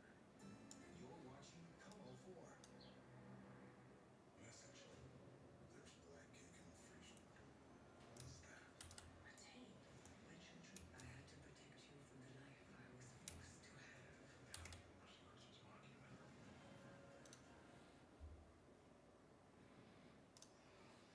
Set for the second quarter of ABC's Saturday Night Football. Led by CAFO 1, 14-7 USC. In the second quarter, Huskies have the football first and 10. Second possession, Banks. Third possession. Punted last time. They scored in the opening drive. Jeremy Bernard looking like a pro as the Ravens too much space. Huckers take off, motors out near midfield. Heading for a block out there. Yeah, I love the motion, the jet motion. Watch the reaction as he goes. Watch the SC defense. Everybody's going to overload. They're blitzing downhill. Nobody's left on the back end. Good time to call that after a change of possession in our first and 10 play. That defense was out of position. Crosby's getting away. Shook in the middle. Aaron Rodgers in the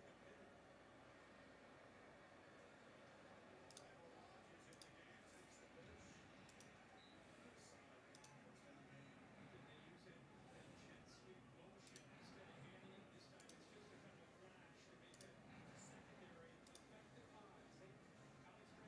it's just a kind of a flash to make that secondary effective eyes. College French told us coming to this game, the 3-snap movement, the jet motion, you got to be disciplined with our eyes tonight. Banks checks it in. Rodgers. Gets faster and tackle Rodgers. He's shifty. Goes down inside the USC 35. Another first down, 14 more yards.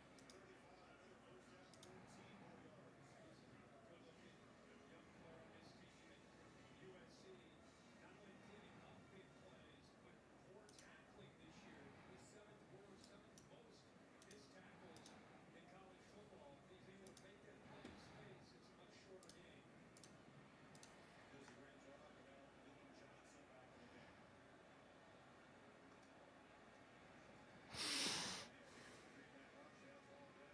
Three-man rush has all day. Slipped it in the head of the opponent who covered there. Molly. Well, you told us about Dylan Johnson. You said he does everything for his little boy, DJ Dylan Johnson Jr. He's been with his mom since they were in 7th grade. And here's little DJ and Buzz Lightyear, of course. Dad went and waved, and he would not share that picture with me, but I had to show you all his cuteness. Good stuff. Headlines and anniversary realtor Cindy's Eve Rizzo. Happy Marshall side. Everyone like him. Over the middle. 1-2 snap. Good blockers. Showing great patience. Juking down inside the 15. Another great call by Ryan Crum. Okay, I'm gonna take a little break, figure out this process. I think I'm probably gonna skip this. I just need to get this in the scene, and then I can actually add some other detail on the other side, and then do the animation. So I need to take a little break to do some stuff. I'm gonna keep the stream going. Let me think. Do I want to keep the stream going or just?